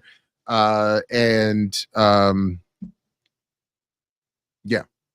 So chapter 5, revisiting the corporation and cultural industry. What they now call corporate media, we used to just call the white media, Glenn Ford. I'll never put my two guns down because I need them for the industry shakedown. Bumpy Knuckles, AKA Freddie Fox. And essentially in this chapter, it's just a discussion of what is a cultural industry, that is, or industries as some prefer, that is the array of organized corporations that dominate the distribution of popular culture. And then I talk a little bit about their relationship again to the power elite, that they're meant to cloak their invisible class empire, that corporations themselves perform the function of creating anonymity for those who rule, forcing us to say they and them, allowing for the intersection. I don't really point this out here, but allowing for people to interject silly conspiracies because you force to say they and them, as where it becomes more difficult to find the individual players or to identify their class or political interests. And that, as I mentioned in that introductory video, we in terms of music, we have, as Greg Pallas said, a musical OPEC, and they determine sort of the flow and organize the wealth extraction from the culture produced, in this case, largely by internally colonized African descended people. So this would need to be, again, updated. I talked a little bit about those companies in this chapter, and just elaborate a little bit more about particularly the role of interlocking boards of directors, which to this day is a major problem. The business roundtable still exists. I mean, so the business elite, the ruling elite in the corporate world, they're unified. They're working together. They're organized to extract, in this case, the cultural production of colonized people, not only for wealth creation materially, but to manage the popular depiction of those communities, ideas distributed in those communities and around the world, and to suppress any forms of radicalism that might emerge. Chapter 6, the politics of popular culture. It's very important to understand that music, like all art, regardless of its form, is ideological. My godfather, Thomas Porter. It is one of the great ironies of history that our people were stripped of their material cultural identities when they were shipped to the plantations of the Americas to be placed in no place, while the stripped cultural artifacts were taken to Europe to be housed perhaps in the most elegantly built palaces, museums, basilicas, and university halls. Ayeli Bakari. Shout out to Dr. Ayeli Bakari. And here I just am really trying to say in this chapter that, again, the form we see in pop culture is never an accurate representation of what it claims to be. All popularity is fraudulent. So as I said here, Jesus is no more Heru than Obama is black people or manhood. Mary is no more Aset than Oprah Winfrey is black people or womanhood. And today we're in sort of a hyperdrive of this problem, where and it's even worse because today, as I continue to argue, we get more presentation of not only people and images, but of radical histories than ever before that are all depicted in this exact same form with the same exact intent. As Mr. Porter says art, regardless of its form, is ideological.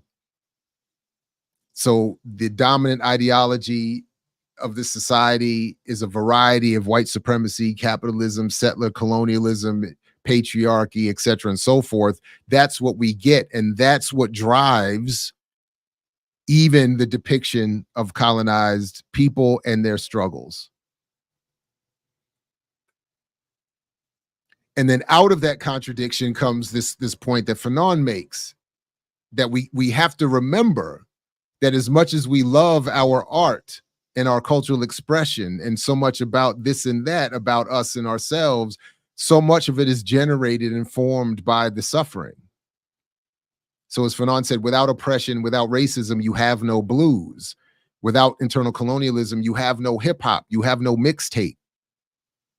So as much as we may want to praise, as people continue to do with this 50th anniversary and whatnot of hip hop and all of that, et cetera, and so forth, and as much as people may have at this time or to this day, as we'll see in a little bit, praise the mixtape, they do so to the detriment of the conditions and the context that produces all of this greatness.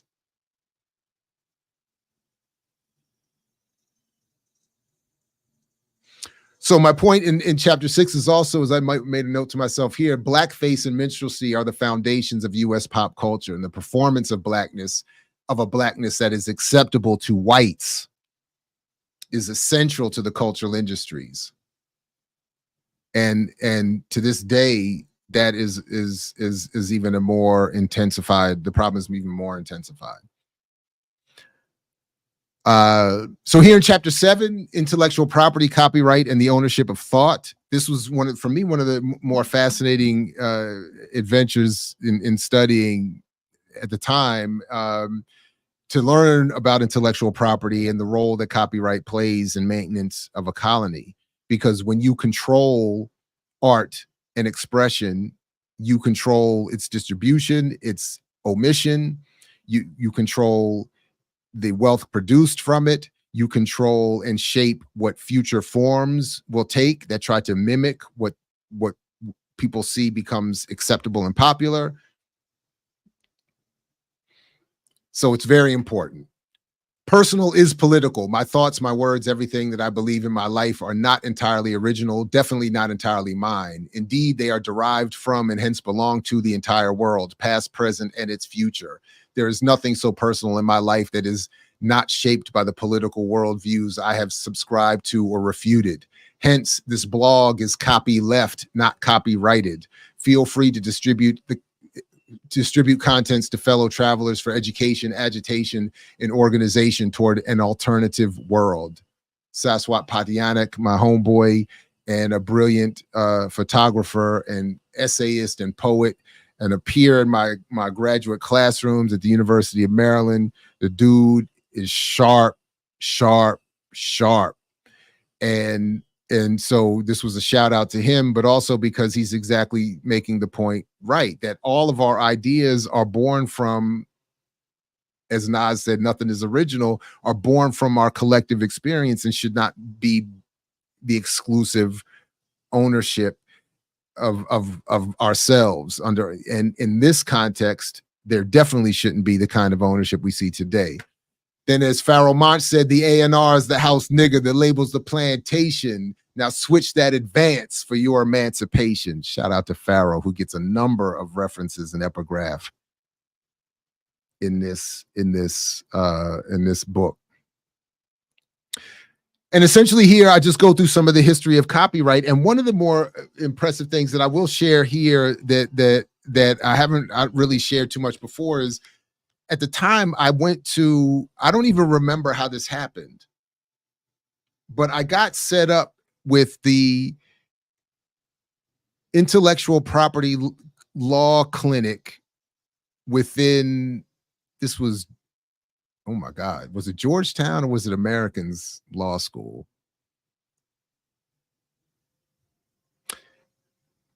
Because it's not on the paper, oddly. There's no attribution because I got the document they produced. So these law students, they had an intellectual property law clinic that that at the time was very much interested in mashups and the battle over copyright over the song Happy Birthday. One of their professors was involved with that fight. It wasn't UDC, definitely wasn't that. It was either Georgetown Law or American Law. Maybe it was a George Washington Law School.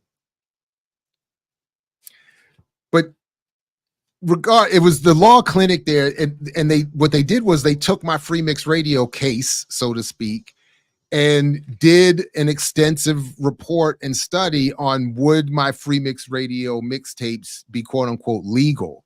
Now, on the one hand, as we discussed, I didn't care. I didn't want, in fact, the illegality of it was preferable to me. But it was fascinating. So one of the things that they said here, I'll read a quick excerpt. The manner in which FreeMix uses copyrighted source material might be categorized as recontextualization. FreeMix is a work that makes use of existing material in an attempt to fashion its own unique expression. In our opinion, the difference of primary importance between the forms of appropriation art above and FreeMix in terms of appropriation and recontextualization is that all of the above works are art proper. FreeMix is instead a work of critical informative expression, whereas in the examples given above, the repurposing of content to invite new interpretations and meaning is affected through aesthetic manipulation. FreeMix relies heavily on the expressive effect of juxtapositioning various content coupled with the addition of original material. Therefore, one assumption in analogizing FreeMix to these other appropriating works is that a court would find transformative recontextualization in an informal educational setting. I thought it was dope. And what my intent was, I did intend when the book was published, despite what I said about wanting it to be kept compact and in people's pockets as they got busy, is that I did want to publish these 30 pages, and I had been given the right to do it, but the publisher didn't want to do it. But I should make it, because I think, particularly if you're interested ever in copyright law, there's a lot here that they cover in terms of the history and the case law that would have been relevant up until about, I guess, 2010. So, but anyway. But ultimately, my point in this chapter is just to show how copyright functions to not protect artists, which is often the claim, but to assure that what forms of art that become popular are managed and controlled and vetted, and that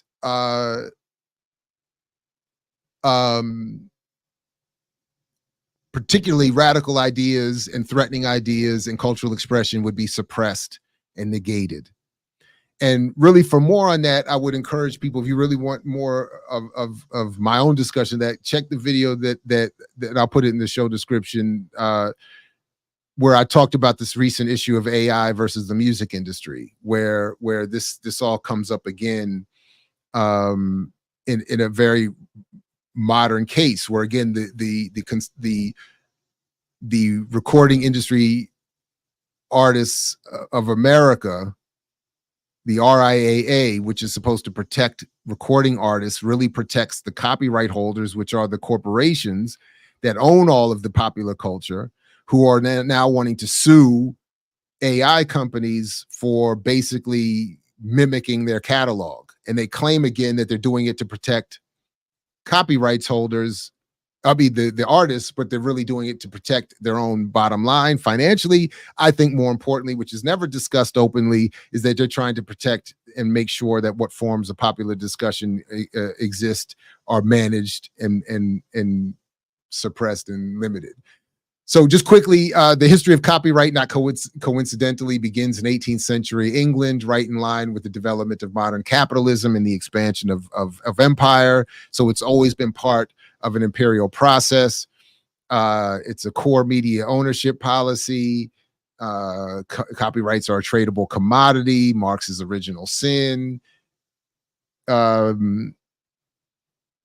And they allow for corporations to determine what becomes popular in the public sphere. and it's a major business. It's as a subset of intellectual property.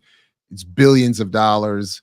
And then there's a little bit of a critique of some of at the time recent work. A book called Stealing Empire. I did an interview with the author, and it was a friendly disagreement, but just over what they were arguing was the potential efficacy of the internet in circumventing copyright. And I thought that they were missing the point about what copyright is as a function in empire. But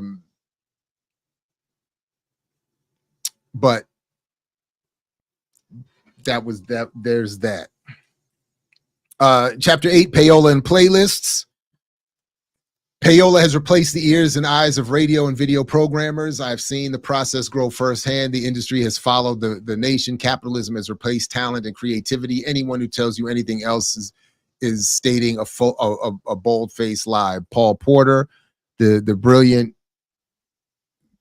experienced radio programmer. I learned a lot from him, and just, again, one of the unfortunate for me, like I said, going through this book again there was some trauma involved, and shout out to Paul, man. Salute to Paul. In the future, when social scientists study the mixtape phenomenon, they will conclude in fancy language that the mixtape was a form of speech, particular to the late 20th century, soon replaced by the playlist. Dean Wareham, that was a bar. And the DJs don't really give a fuck about what you're saying as long as the payola paying. As long as the payola paying, then somebody will play it. Hassan Salam, who, if I remember correctly, has gone on to leave the radical rap world for the radical adult expressive world. But shout out to Hassan Salam. For a minute there, was definitely one of my favorite MCs. And Dean Wareham is exactly right. I mean, he was prescient that the playlist has replaced the mixtape, and as we'll see, literally in a recent article, they make that point without making the point that is being made in this book. And specifically, what I'm going to do is very quickly share one of those recent examples from just last month. The music industry is engineering artist popularity. Listeners are right to be angry. In fact, what I'll do is let me come back to that. Let me clarify my own argument here, and then I'll come back to that. The point is that this chapter about payola and playlists was to make the point that at the time, the playlist was the program director playlist. That is what was given program directors to, or by program directors to DJs to play on radio and video stations like MTV, VH1, and that it was a paid for playlist. It was constructed by the dominant music industry, music companies paying through drugs, money, tickets, sex, whatever, to get into heavy rotation people's music.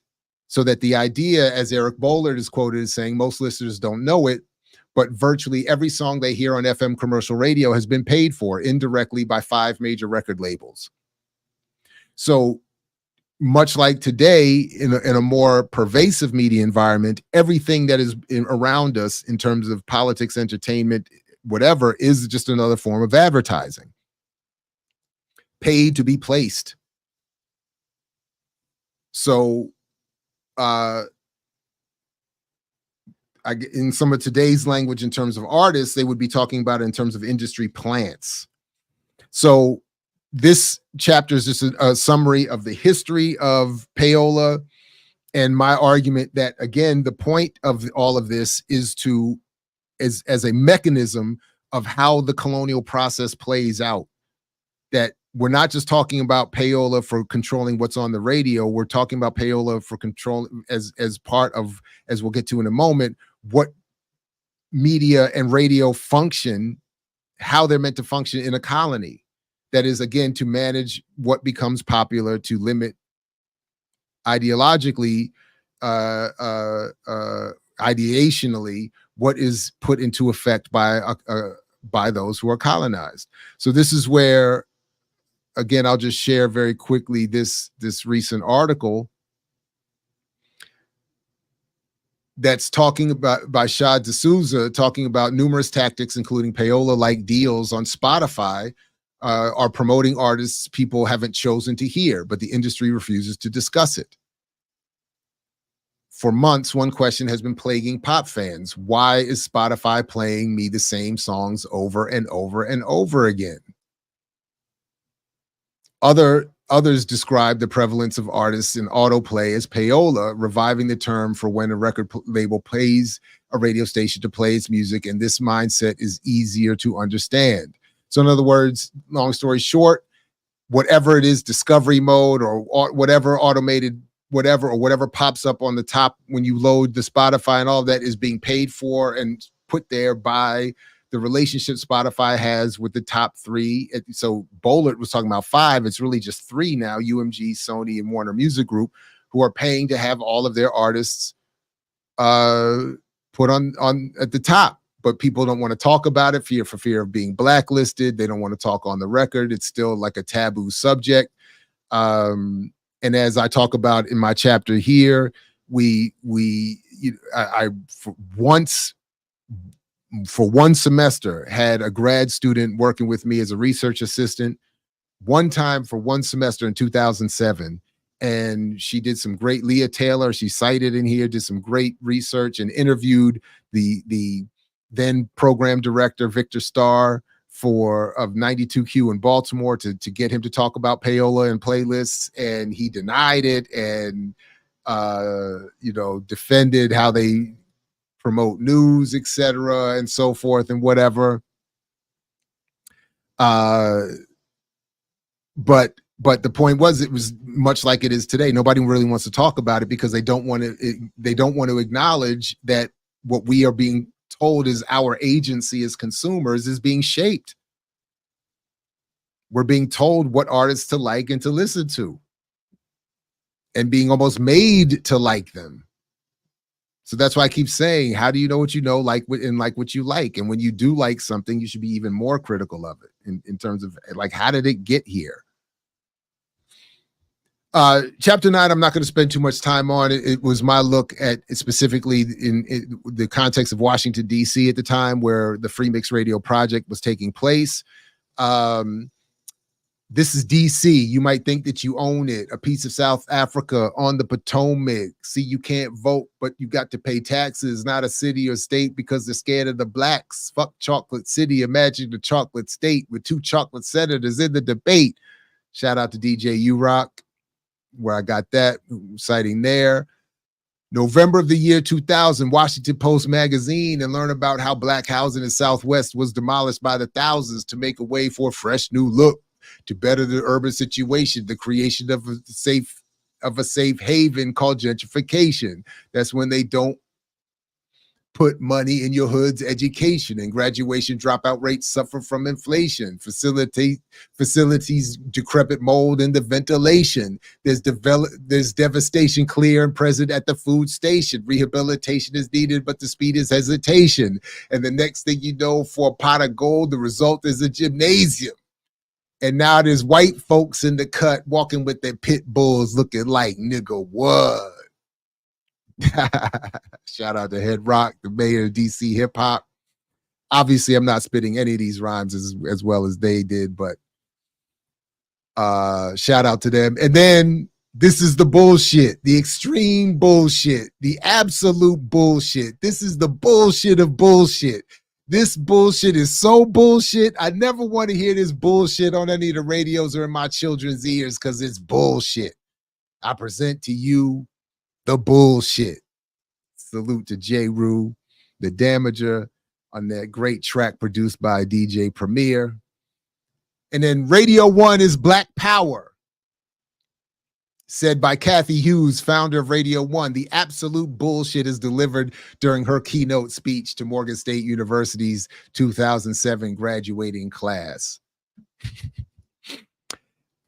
And it's in here that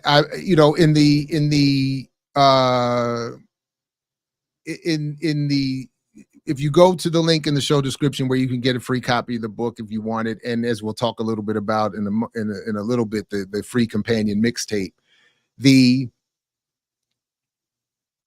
And don't worry, for people who are, who are not able to stay, I know this is turning into a longer live. I will timestamp it up and all of that so people can revisit and go back and forth as much as they want or don't. But in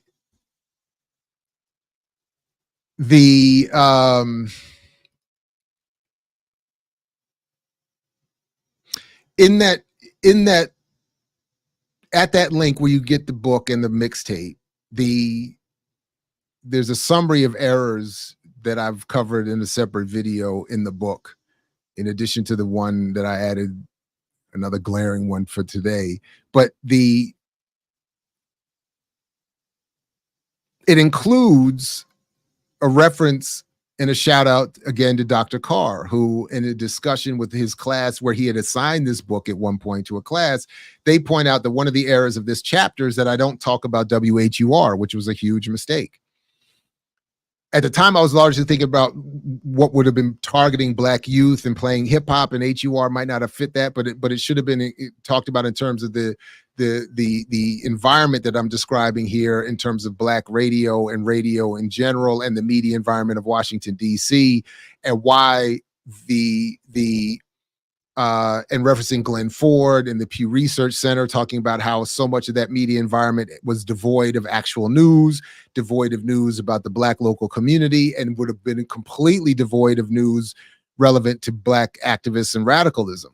So with the few exceptions, shout out to WPFW, which having been there for years, I mean, it was fraught with all kinds of contradictions and flaws in terms of these politics themselves. But the DC media environment, which is not that unlike any other, was not suitable to creating, as Chela Sandoval talks about here, the oppositional consciousness, which must precede, as I argued here, oppositional political organization and activity.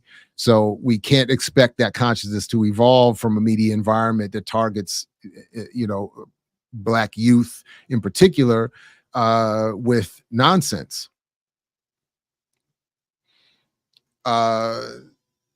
So when we talk, and this is why when we talk about Radio 1, and as Glenn Ford talked about in terms of Kathy Hughes and her engagement with the Black community in news, his argument was, let them eat talk. And he talked specifically about how Radio 1 played a vital role in turning Black news into talk radio. And by today, we see that has just evolved into total madness. So that's what that chapter was largely about. Chapter 10, National Public Radio and FANON'S Radio-ALGER. Again, I will always credit Dr. Chris Tinson, who for this putting me onto this connection and having me, go back and focus on FANON'S discussion of Radio-ALGER as I was developing my critique of National Public Radio, because I had a specific criticism for NPR at the time, which I think is itself at this point passé, except for the fact that it was describing accurately the goal of national media in oversimplifying FANON'S point, comforting immaterially the white settler. So for NPR, violence is calm if it's violence against Palestinians. Again, prescient, a quote from Fairness and Accuracy in Reporting. And I was driving home from work the other day and torturing myself listening to NPR, said Noam Chomsky. So,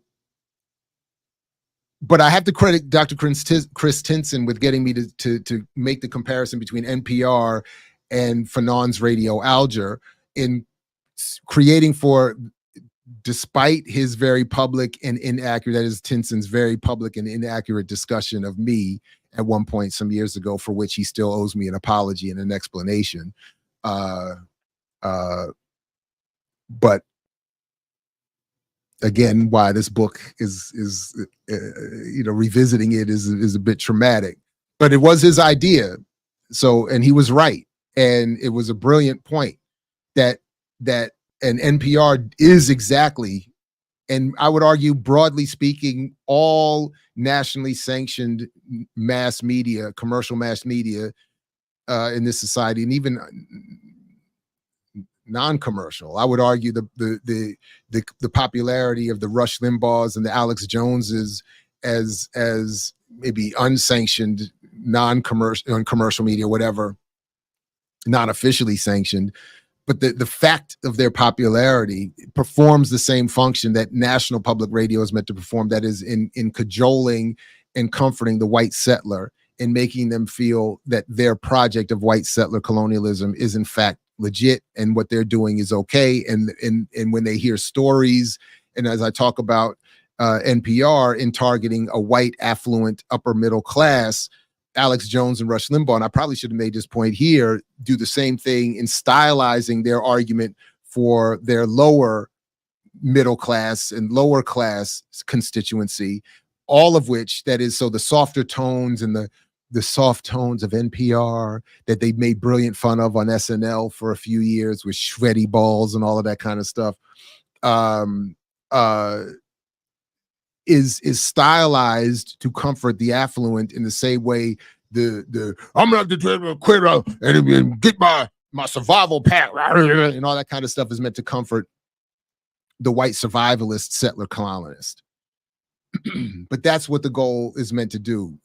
So I wanted to just highlight that in a critique, all to get to the point that I get to here in chapter 11 about managed outcomes, that whether we're talking about the music industry, the culture industry, the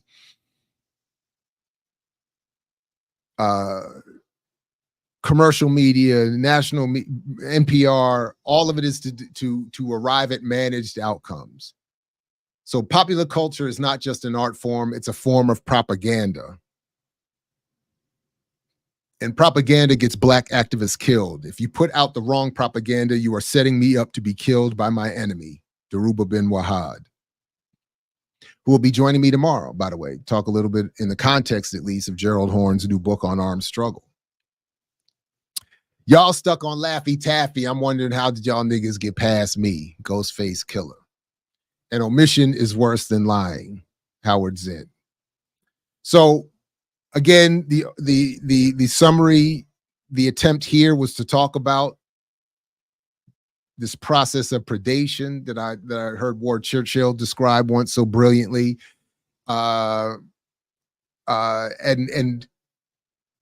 that predator needs, in this case, to manage the outcomes of a popular media and entertainment environment.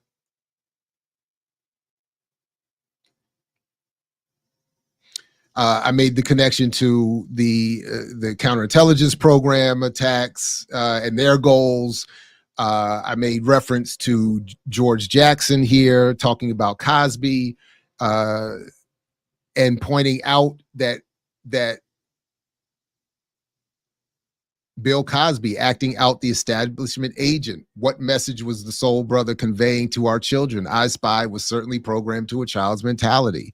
This running dog in the company of a fascist with a cause, a flunky's flunky. So he's talking about the propaganda of propaganda, that is George, and talking about the popular use of Bill Cosby to project an FBI back to black and other audiences as being acceptable. Obviously, today, George would have endless amounts of examples. Everyone from Queen Latifah to Denzel Washington to Ice-T to Ice Cube to LL to Will Smith and Martin Lawrence right now, all of them portraying positive images of police. As we just talked about on Saturdays with Renee the other day, police violence is increasing against black people and everybody else every year.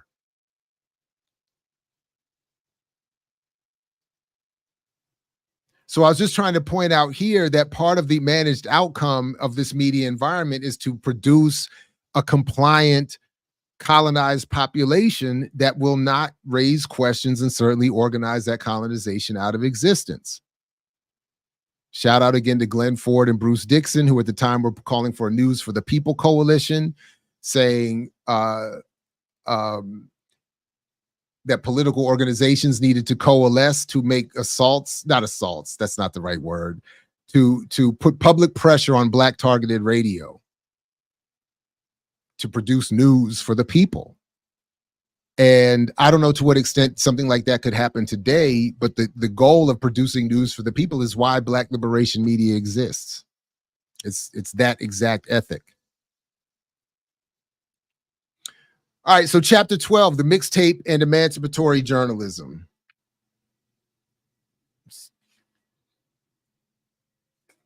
Peace to Ron G, Brucey B, Kid Capri, Funk Master Flex, Love Bug, Star Ski. Of course, that's Notorious B.I.G. May he rest in peace. Mixtapes is the way I speak. Mixtapes is the way I communicate. Mixtapes is like my radio, my TV show. Shout out to DJ Lazy K. We're taking over radio at Whack Media. Nothing can save you. Shout out to Cut Chemist and Al Dente. The mixtape is hip hop's original mass medium. And what my goal was, it was through the mixtape that hip hop was able to spread throughout New York, throughout the East Coast primarily. Some talk about some duplicated, not some various forms of it happening elsewhere in the Midwest and in West Coast, but primarily it was an East Coast phenomenon. But the point being that it was an unsanctioned form of communication. Hip hop was itself an unsanctioned form of communication that needed an unsanctioned communicative network. And the mixtape provided that. So my argument was that we should apply the philosophy of emancipatory journalism coined by Hemant Shaw as an anti-colonial philosophy of journalism to the mixtape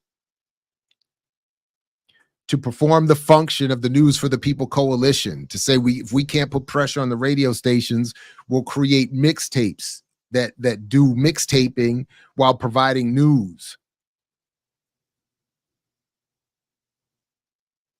So as I try to point out that both the mixtape and emancipatory journalism, maybe one more consciously than the other, have origins in the irreverence of anti-colonial struggle. So I'm not arguing that the mixtapes were evolved as some conscious in the effort in the way that emancipatory journalism was, but I am arguing that we should emphasize and focus on how the colonization produced similar responses, even unconsciously. And that's why I've always liked that line from Kwame Ture, that the job of the conscious is to make the unconscious conscious of their unconscious behavior.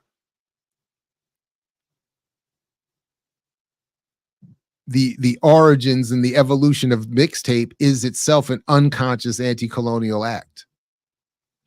So the argument in this chapter was that if we understand, again, in reference to some of the copyright organizations here, the RIA, et cetera, if we understand the form of copyright, if we understand what mixtape DJs are doing, if we understand why, and I make reference to some of this here, why vendors are accosted and given police records, if we understand that is itself a part of the colonial response to an unsanctioned form of communication among the colonized, it would help us evolve a certain politic that is necessary. So if we understand that when Cute Screwball puts out the Who Shot Rudy track on a mixtape and then are chased down by police and harassed by police and arrested and beaten by police for it, that it's an overt recognition that no, even in an underground media, unsanctioned communicative space that is already deemed illegal, if you say something that we don't like, we will come and find you. They weren't harassing the mixtape producers that were talking about dope dealing and violence against women and all this other kind. They didn't do any of that. But they were policing it, pun intended, for that emancipatory journalistic role. So the model I included here from Hemant Shaw is just that if we compare the emancipatory model to the prevailing model, we can start to produce a new form of journalism, create new spaces for it, and build new activist and militant efforts as a result. I did squeeze in here, it's not well done, but I did squeeze in here reference to the Go-Go PA tape. And I think Mazi Mutafa gave me that idea too. That the specific history of the Go-Go PA tape, the public announcing tape that distributed the music of Go-Go throughout the city when radios and elsewhere wouldn't play it, it performed that same unconscious function that should be included in this discussion. So chapter 13, FreeMix Radio, the original mixtape radio show. Practice without thought is blind. Thought without practice is empty. Kwame Nkrumah. I'ma hold you down. I got you. One more repetition, I'ma spot you. This is for my blue collar workers, beer guzzling, bootleg, DVD hustling, push. Never let them place the muzzle. Never let them place the muzzle and push. Pharaoh Monch. A railroad 2 underground like Harriet Tubman. While y'all stay struggling, we smuggle MCs through the streets till we bubbling on mixed CDs, hustling. Clans see me on the block and say freeze. I say fuck you. I'm a man. I'm free. Also from Pharaoh Monch.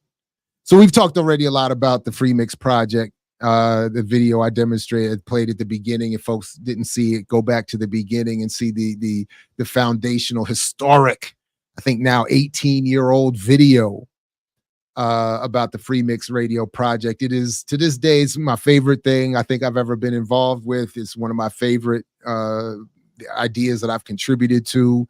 It's one of, I just love the idea. And I still think it was a hot idea to take the mixtape and infuse speeches and originally produced interviews and audio snippets, all meant to create this energy and to build political organization. So, you know what I'd like to do, in fact, what I think I need to do is, before we wrap this up and get to Q&A, I'm going to take a quick, as I think they say, bio break. So what I'll do is, in fact, at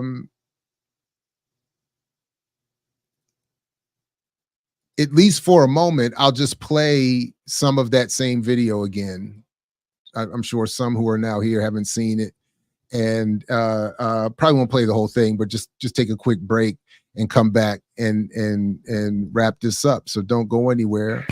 FreeMix Radio. When worse come to worse, my peoples come first. My peoples come first. Underground press for the 21st century. FreeMix Radio. What's up, world? I am Jared Ball, the Funkinist journalist, founder, creator, and producer of FreeMix Radio, the original mixtape radio show. Often enough, when I am passing out FreeMix mixtapes, teaching or discussing mixtape radio, people ask why we do what we do and how. So we thought a quick video demonstration of both the why and how was in order, and to that end, welcome to the Liberated Masses Media basement studio of Second Childhood Productions in Washington, D.C., the birthplace and origin of FreeMix Radio, the original mixtape radio show. Let me again say from the outset that FreeMix Radio is an actual mixtape distributed freely in and around Washington, D.C., but also other parts of the country and world. We are continuing the traditions of the rap music mixtape, emancipatory journalism, and black radical underground communication and radio. Our goal is to make the mixtape a 21st century version of David Walker's Appeal or Robert and Mabel Williams' Radio Free Dixie and the many other forms of radical journalism whose goal was and is the provision of necessary information and culture to inspire, encourage, and even direct political struggle. For a more detailed explanation of all this, feel free to visit voxunion.com, where you can pick up a copy of the first academic study of the mixtape as emancipatory journalism. In short, with FreeMix Radio, the mixtape actually becomes the airwaves of sorts used to convey the kinds of journalism and culture that commercial outlets cannot offer. This is done because we recognize that, as in all societies, dominant media work for the dominant, and that the media system of today in the United States is the most powerful and all-pervasive system in human history. That means fewer people are able to control more of what we see, read, and hear, all of which leads to their ability to constrain our consciousness and ultimately our behavior. In terms of hip-hop and all music in general, 4 companies own and distribute roughly 95% of all the music in the Western world. As of July 21st, 2006, Sony BMG is looking to sell its music division, possibly to Universal or EMI, which is itself looking to merge with Time Warner, meaning that we may soon be down to 2 companies with this kind of control. Mix what I like, what I like, what I like, what I like, what I like.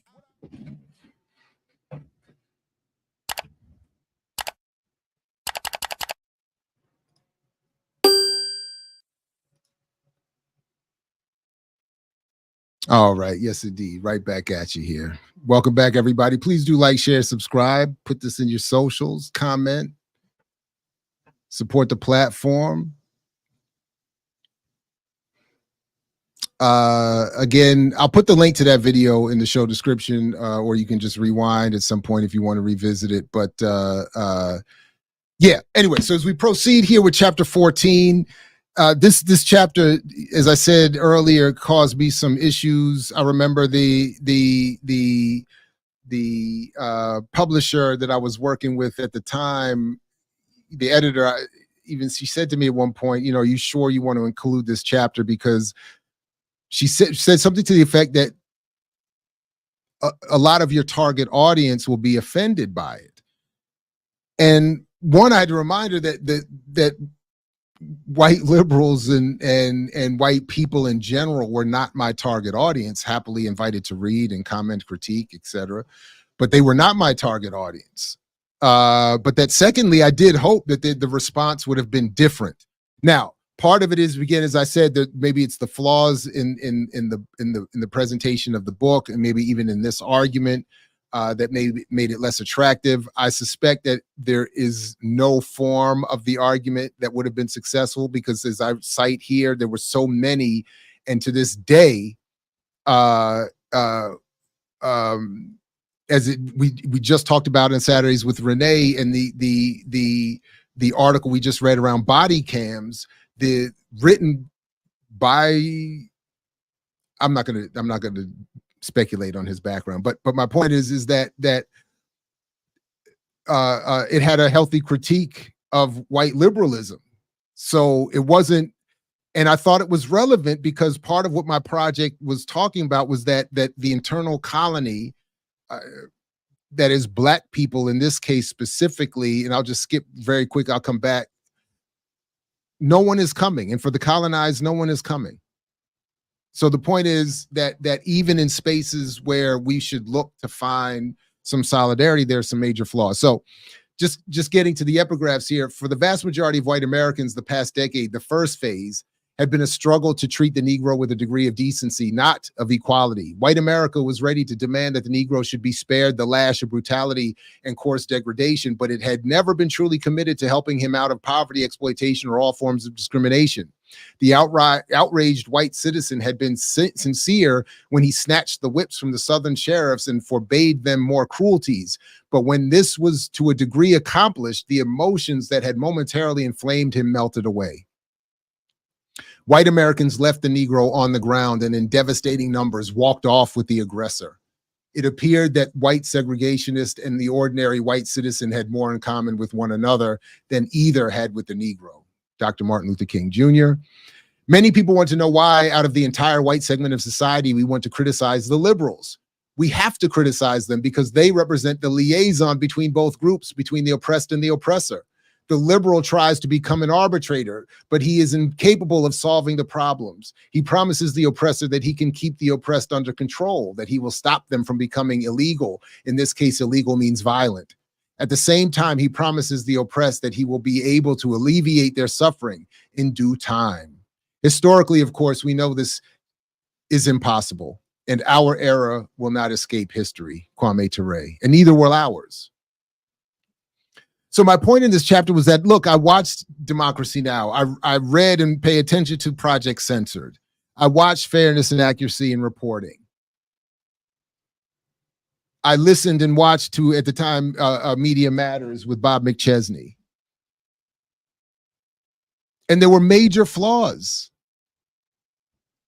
as it relates specifically to Black people in the United States. So as I noted here, and I even did a little study at the time, I know for a fact one of Democracy Now!'s producers read it, and I know for a fact he was dismissive of it, but not because of its accuracy or its methodology, but because of its conclusions.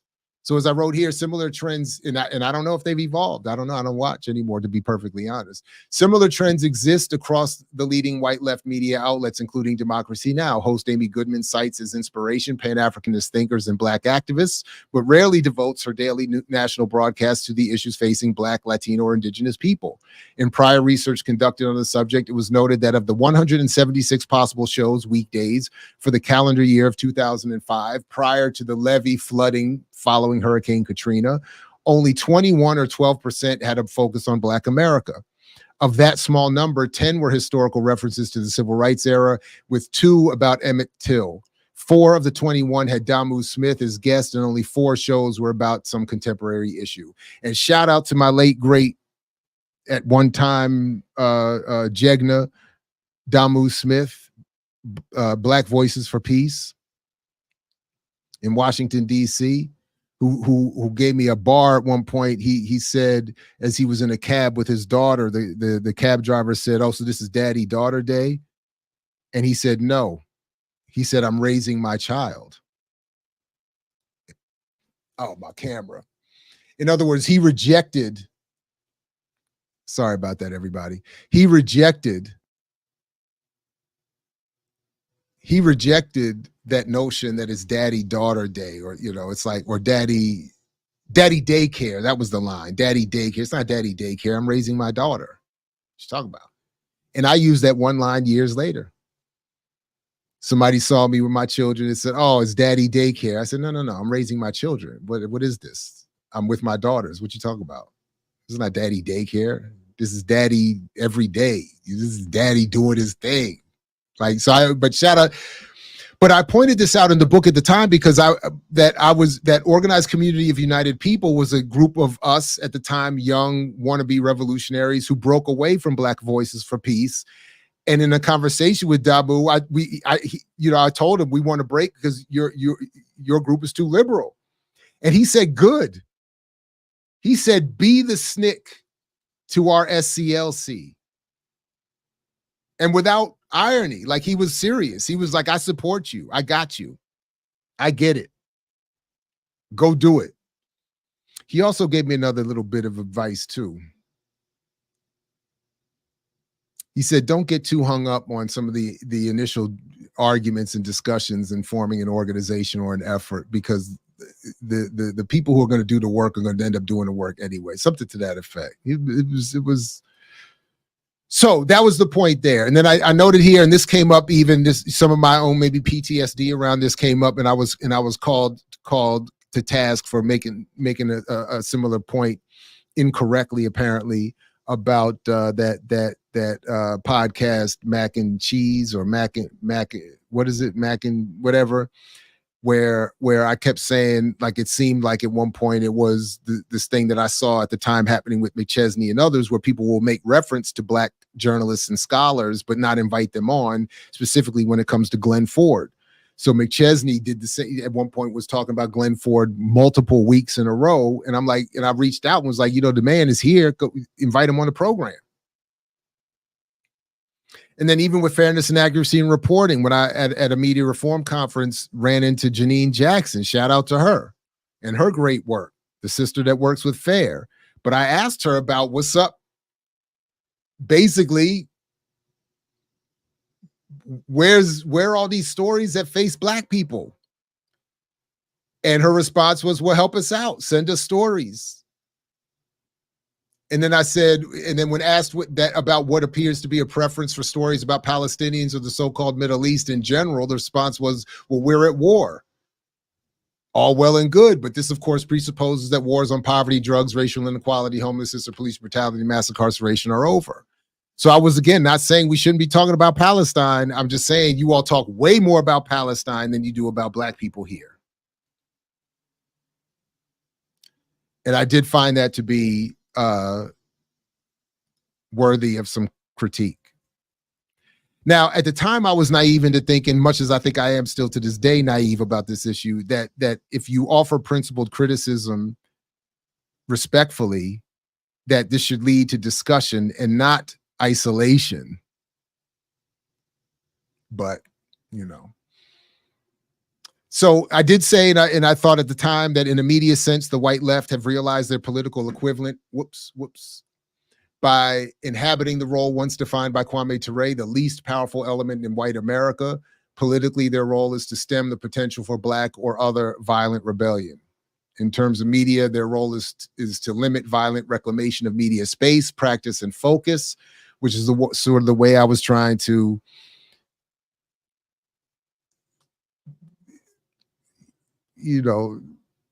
work in some of my politics in a way that I thought would be publishable and not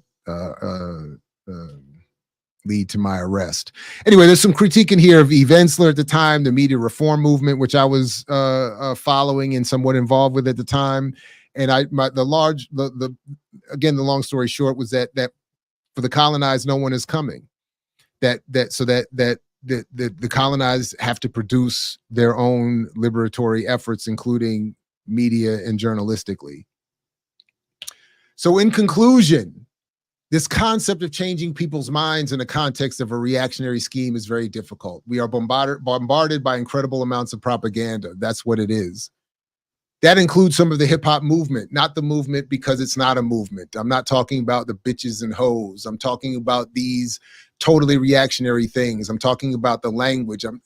I'm not talking about the language. I'm not talking about the Don Imus piece. I'm talking about the fact that you have Russell Simmons out here totally involved in some very reactionary activity and at the height of the game. And we know that it's Sony and all these others. So the people who do have something to say within this certain cultural paradigm of hip hop are obviously not going to get into mass mind because they are not in control of the mass media.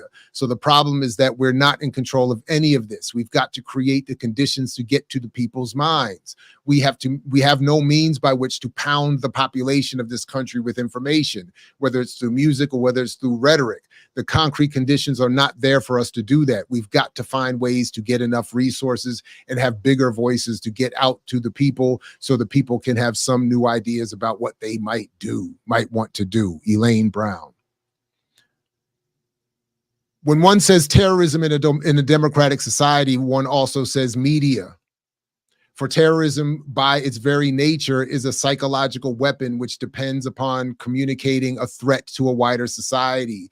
This, in essence, is why terrorism and the media enjoy a symbiotic relationship. Paul Wilkinson. So ultimately, those two epigraphs, those quotes and epigraph summarize everything I was trying to say in the book and in the chat and in this conclusion.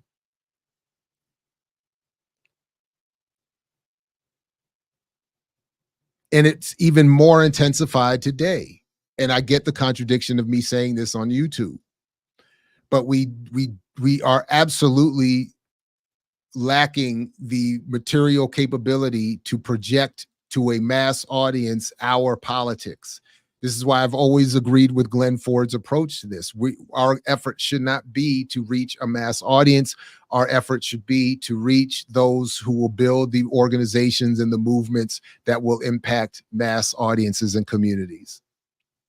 That's the only way we have a chance here. So I was even talking about the small endeavor of an analog developed mixtape performing that function or aiding that effort, being part of the history of a dissonant and underground press that did historically lead to the development and emergence of radical efforts.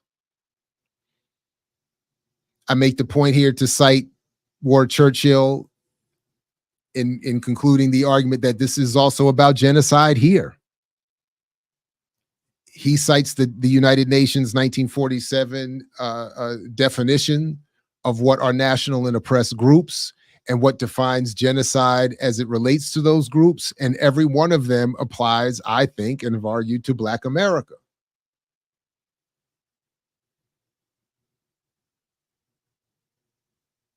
So it may not be per se, although it is at times, I think, works on this level, a biological genocide. There is certainly this process of slow death measures and the subjection to conditions of life, which owing to a lack of proper housing, clothing, food, hygiene, and medical care, excessive work, or physical exertion, are likely to result in the debilitation and dearth of individuals. There is also this issue of the cultural genocide, which I said here speaks to the immediate topic. The imposition of an alien national pattern, which includes all policies aimed at destroying the specific characteristics by which a target group is defined or defines itself, thereby forcing them to become something else. I would argue that's happening to the mixed race category right now. You not Black anymore, you mix. Redefine yourself, become something else, destroying specific characteristics by which the target group has been defined. But that certainly happens as it relates to Black America. So I was just saying that why not try a mixtape? More importantly, it doesn't matter whether you're making mixtapes. It is understanding this colonized relationship, and that the mixtape, evolving out of colonial antagonisms, asks for no permission, is bound by no laws of the state, and disseminates a national mythology essential to all national groupings. Mixtapes are freedom incarnate and can and must be used to support efforts whose goals are the same: more freedom. Whether it's mixtapes or any other form of expression, that should be the goal. The problems facing the colonized can only be addressed at the point when they determine through organization that their conditions must change and in ways they define. That peace, the peace that is the promise of such organized struggle, is, as Fred Hampton said, the reward of those who fight for it. The fight can be buttressed by turning off the radio and sticking a fucking mixtape radio instead. And that's the book. That's the argument.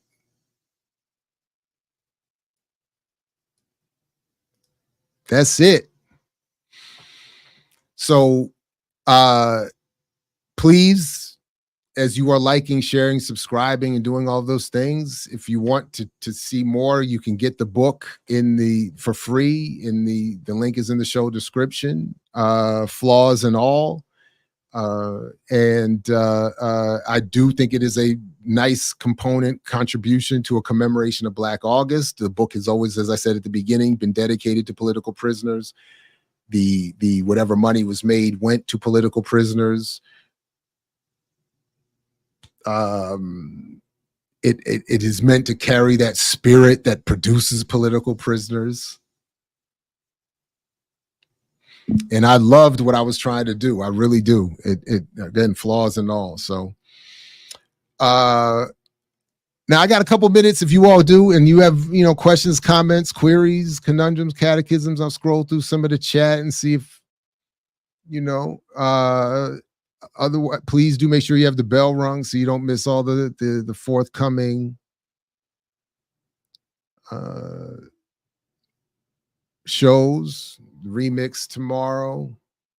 Daruba's going to join me after the remix to talk about, well, at least in the context of Gerald Horne's new book, Unarmed Struggle.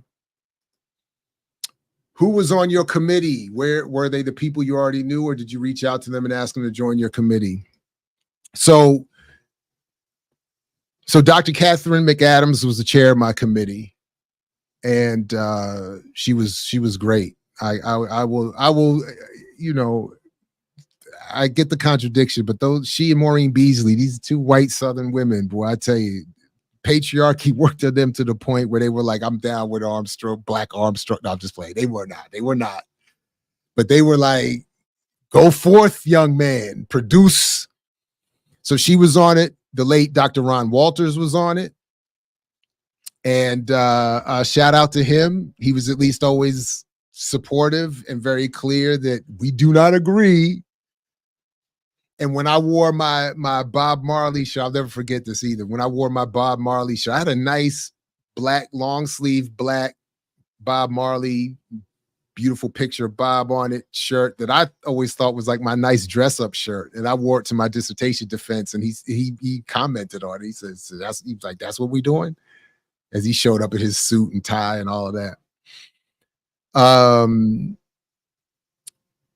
You know what? I think, if I remember correctly, technically Chuck D was on my dissertation committee. He never did anything, but I think he was technically supposed to be on it as an outside something.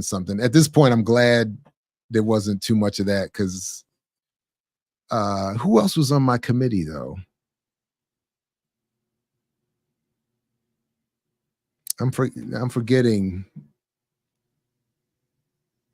Now I can't remember who else was on my committee. Gurevich. Damn, I'm getting old. All these folks are gone.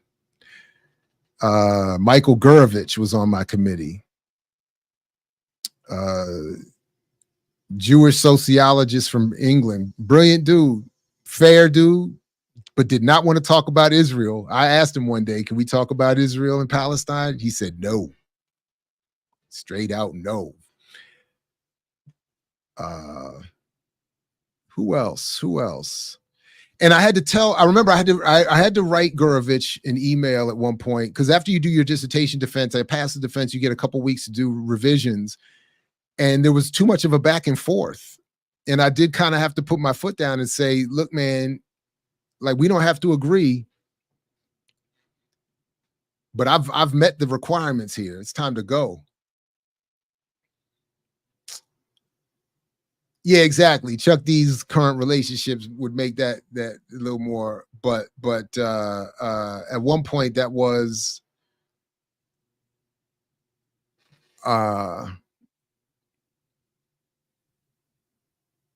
yeah. Uh-oh, what happened? My folks emailed you 3 weeks ago about Black Teacher Block Party, August 24th. No, I did not see that. I will look for that. Please ask them to send me another one. Good people, if I don't respond to you to an email, it is not on purpose, or rarely is it on purpose. So please resend it, or I'll try to find it. But I definitely did not see that. August 24th in DC. No, I did not see that. That sounds dope though. Hey, thanks for downloading it. Shouldn't it be easier to re-engage which process? Would it be easier to re-engage?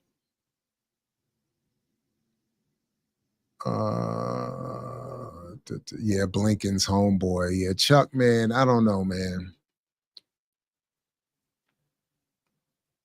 I don't know, man. We just don't agree. That's it. That's all. That's it. That's all. But okay, yeah, I don't know, let's see.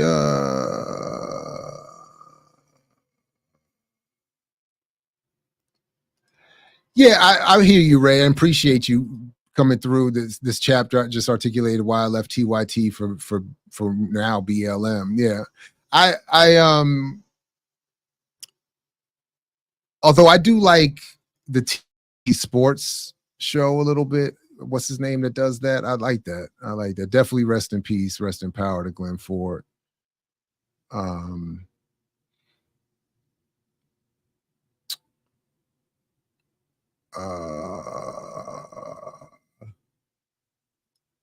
Michael Mixon Moore. Wow, that's a hell of a name. Is that right? Is that what? I never heard of him. That's a good name, though. That's a great name, though.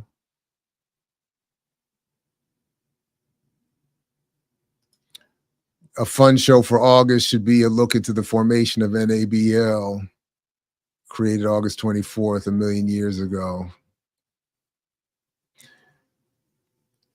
What is NABL? What's NABL? My bad if I messed up your joke. Oh, the creation of a mixtape would be easier now. Yeah, I mean, the creation was really never the problem. It's the distribution. It's always the issue of distribution.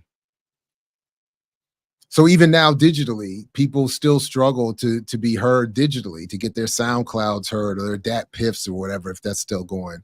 So it's and that's the point about Spotify and everything else. In that article that that I briefly referenced on Spotify, I mean, it was about Spotify is just showing how they've just created more intensified choke points at the point of distribution. So yeah, it's easier to create everything at this point, movies, everything.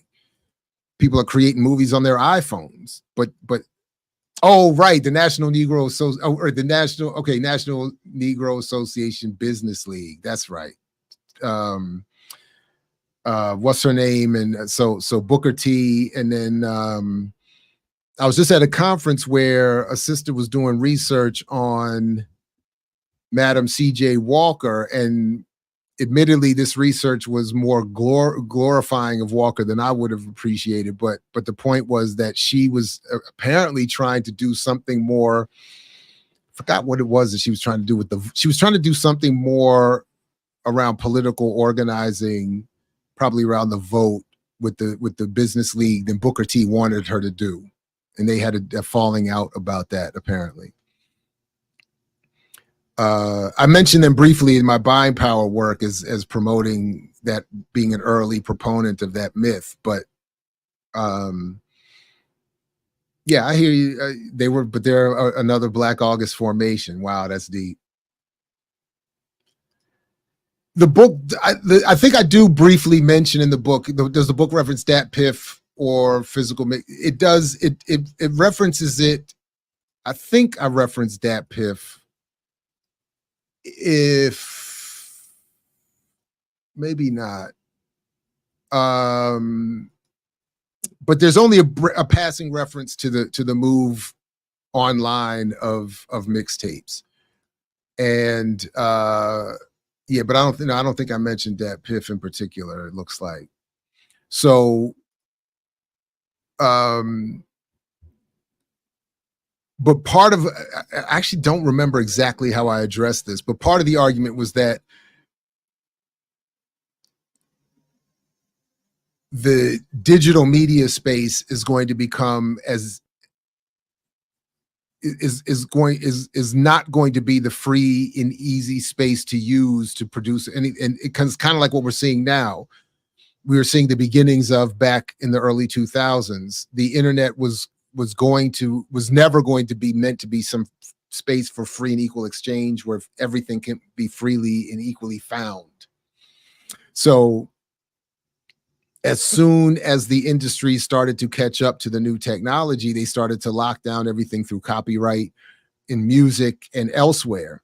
That's why, again, the story of Aaron Swartz, I think, is so important, because ultimately what got him in so much trouble was over the copyright of controlling the intellectual property of scholars and the intellectual and scientific community. And if you're going to take money away from JSTOR and universities and redistribute freely the research that the public end up contributing to anyway, you're going to get punished. So I was arguing then that this idea, because people were telling me, and they were right in a sense, that the traditional mixtape is going to get destroyed, but they were wrong in saying that because the internet is such a better version of it, and will make more room for more people to do more to be heard. And I'm not, and I was right. I and whoever else was, and those I was citing were right, that no, it's not. It's going to become more of a difficult space and more easy to omit and marginalize. So part of what I was arguing was that the physical mixtape was meant to kind of maintain analog physical ties to the community and create space for the community.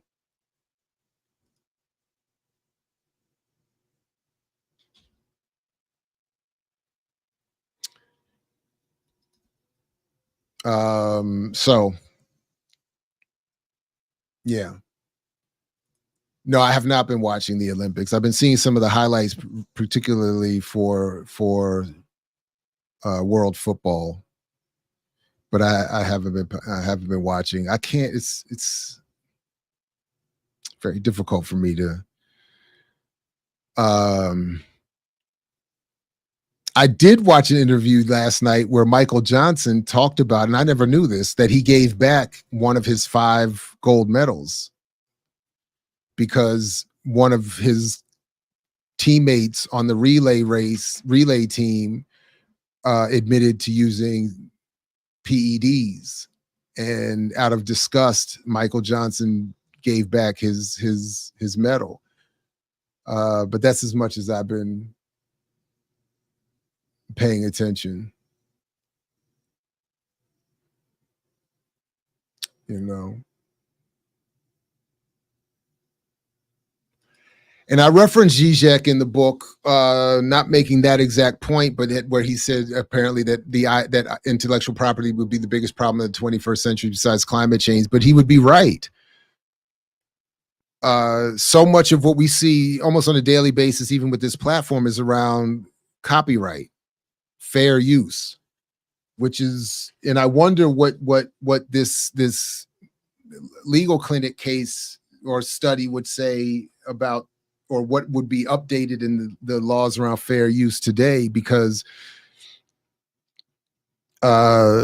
intellectual property, and that was one of the points I was making in the book. Intellectual property is a massive industry, and a massive industry in manipulating public opinion.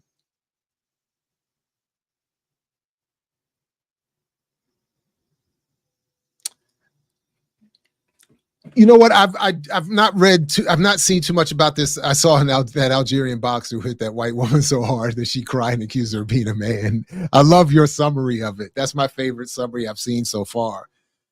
I watched one video where a medical doctor broke down the science and clarifying that this was not, as some were reporting, a transgendered woman, that this was a female whose testosterone levels had been tested above what those are, and that this medical doctor was breaking down the continuum we're all on. You know, that whole thing of we all are born starting basically with the Y, and then you know, with only some of us having the potential through the X to become male. But there's a continuum. It's not like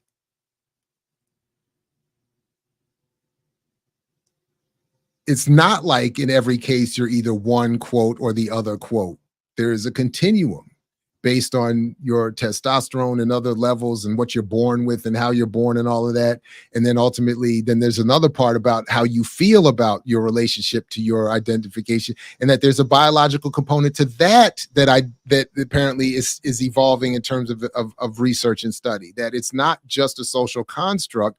There is a biological component to how one identifies in relationship to their imposed identity. So now that's the extent of what I think I understand about all of this. But I like Chitty Matcha's summary. And Chitty Matcha, you be in these Twitter spaces crazy. I didn't realize that. I try to peep in everyone, but your homeboy be in these arguments. But yeah. So, but I like that summary. She got hit so hard that she cried and said, "Nah, that's a man."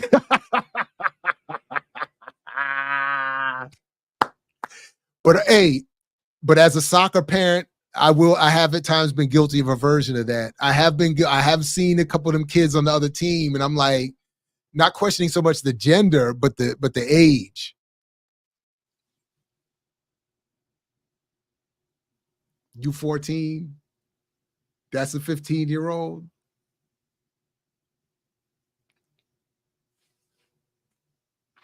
But yeah, no, that's funny. That's funny. I'm not in these spaces. Oh, no. Every once in a while, I'll just be on Twitter and I see Chitty Matcha is in a space, or I get that notification telling me Chitty Matcha is in a space. And I check out the space, and it's been a couple times, it's been this dude that hosts these debates around religion and I don't like arguing, but he's willing to argue with the broader European world. I'm not interested in that. I can't do that. No, I've never spoken to Greg Diggs. No, sorry, I don't know.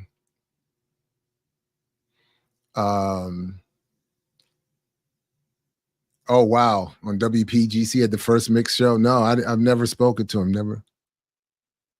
So much racism, sure, as the Chinese team. Oh, I'm sure. Yeah, nothing like world competition in sport to bring out racism.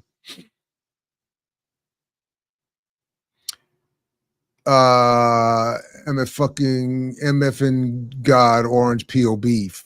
I'd love to know what all that means. There are a lot of YouTube channels that use copyrighted clips from film, television, and music, and they are some of the bigger channels on YouTube. Why don't they get strikes?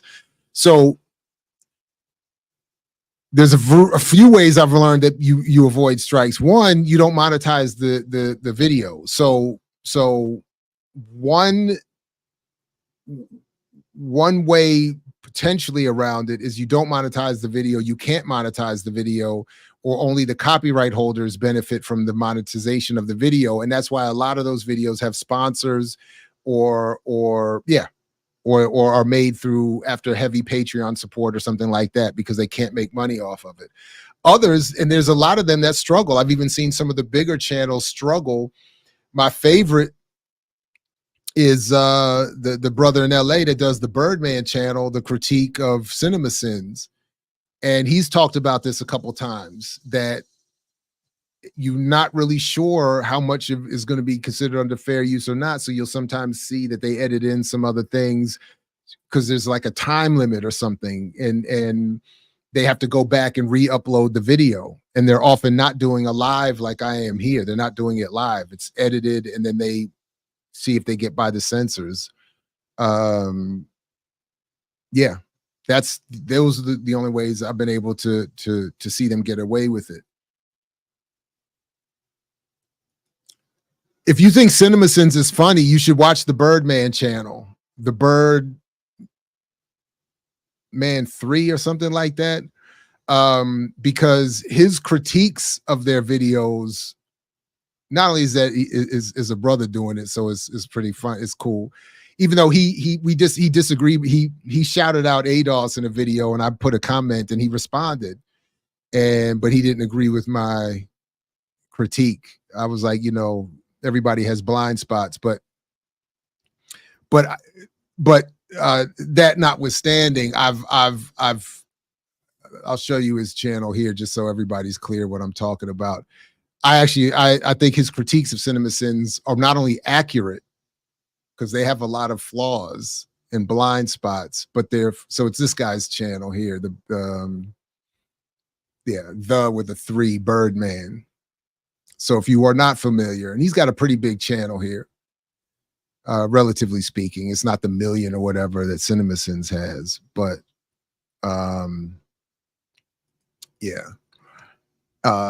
first of all, and his videos are very well produced. The audio, the video is immaculate, and I think his analysis and his critique of people's critiques of films is right and funny.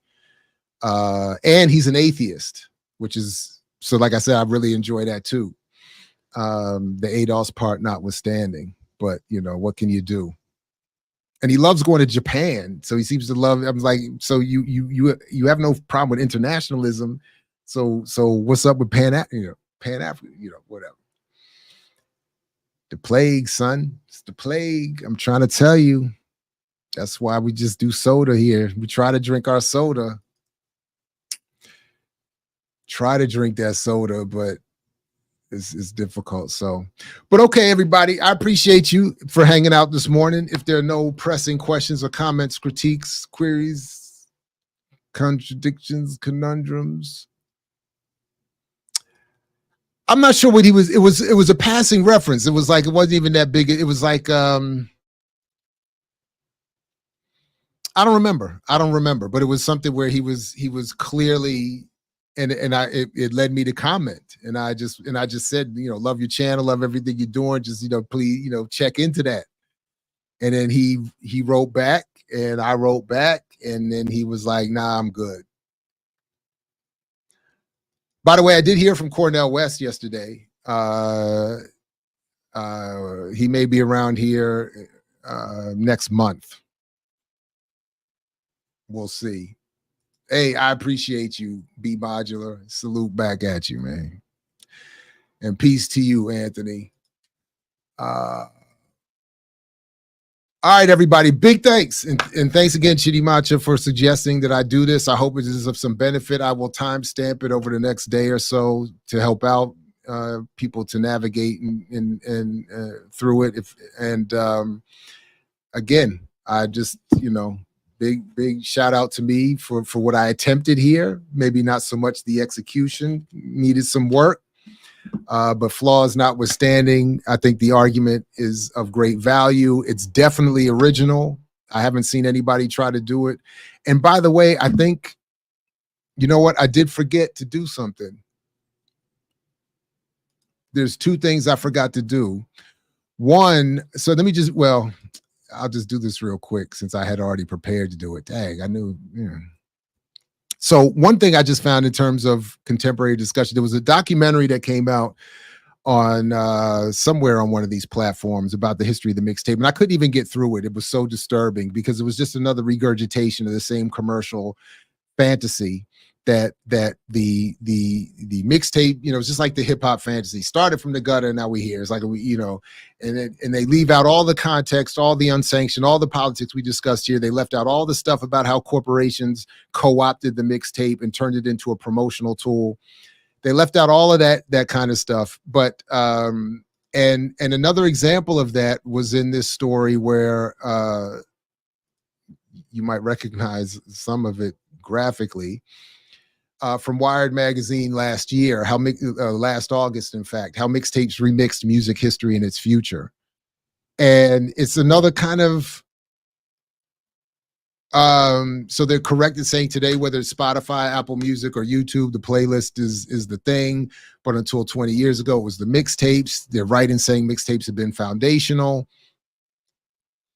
They're right to talk about the very grassroots community based of it. They cite a professor I'm not familiar with, Charles Carson, a professor of musicology at the University of Texas, Texas at Austin. Mixtape culture is really about access, and what it means. That means is voice, he said, like being able to be heard in some type of context that you normally don't have access to. That's you speaking with the community about the stuff the community values and giving it back to them. So again, he's on the right track here, but whether through it's the editing or maybe his own focus in his work, I don't know him.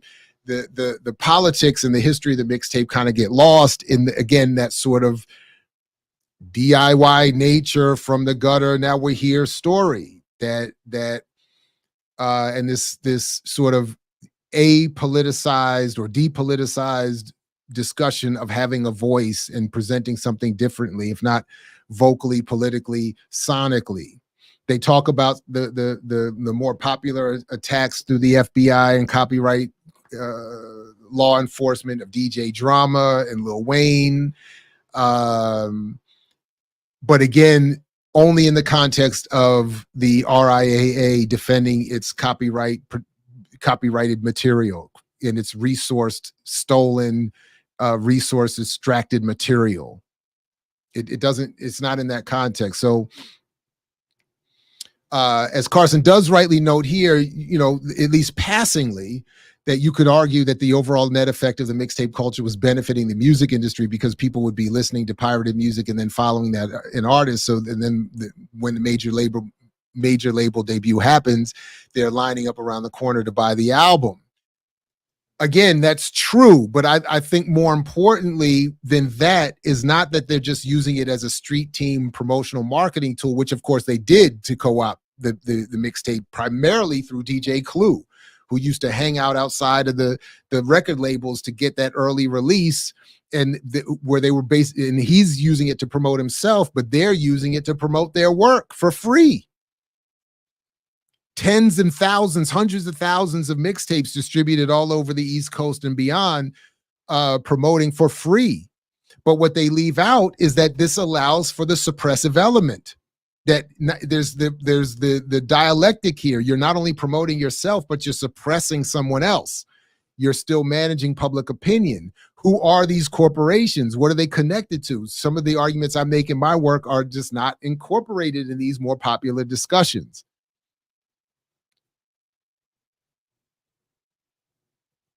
So it's like they didn't take it serious. It's a microcosm of the hip hop story. They didn't take it seriously, then they had to take it seriously, then they co-opted it, and now it's an important. So my point was in highlighting that article was that they're still regurgitating the flaws.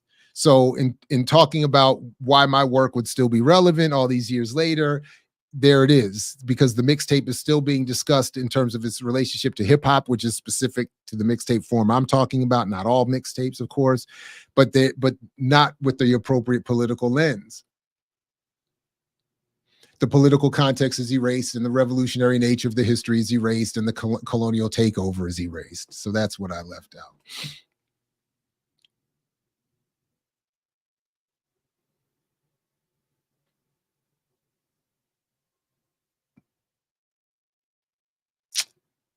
Oh no, I didn't catch the Two Americas doc. What was that? Where is that? What's the question? Well, where is the question? What's the question? What's up, Josh? Appreciate you.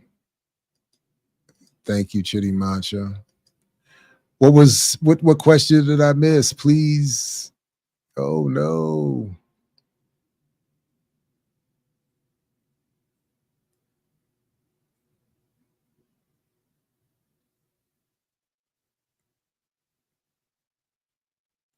Somebody restated it. Wait, independent platforms being self-hosted video streaming platforms, podcasts, social media platforms, that this stuff has been made easier to do.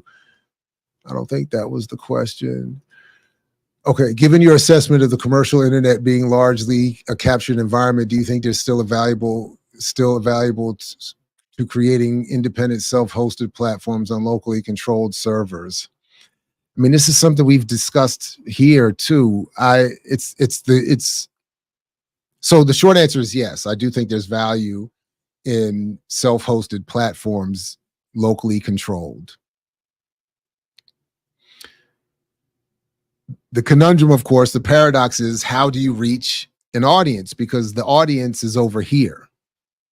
Even the limited audience that I think I'm again in line with Glenn Ford's argument, trying to reach, that is an activist, academic, journalistic, artistic community that has a certain politics that it wants to expand and needs a certain content or can benefit from a certain content or a public sphere of its own.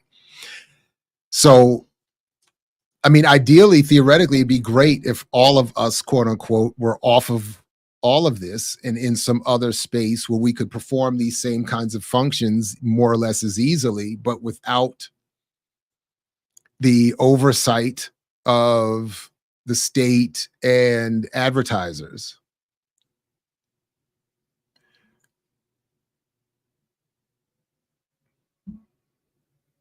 Yes, definitely check out the new Brokish.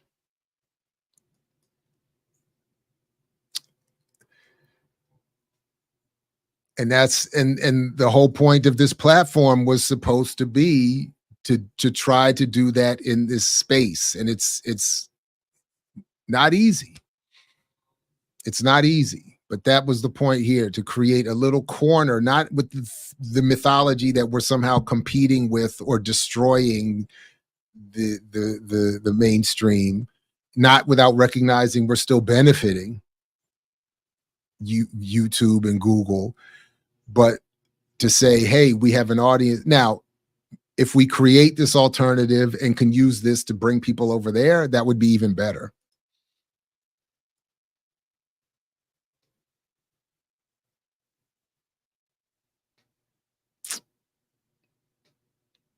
But yeah, shout out to Ron G and those blend tapes.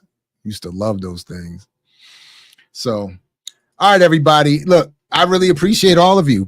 Please do all the things that audiences can do. And I'll see you tomorrow, probably with the remix and again with the Ruba, a lot tomorrow. And then all week with the remix. The new Brocus dropped. Sundays last night was dope. Check out everything. Ring the bell. Make sure you don't miss anything. And again, peace if you're willing to fight for it, like Fred Hampton used to say. And I'll catch you again next time.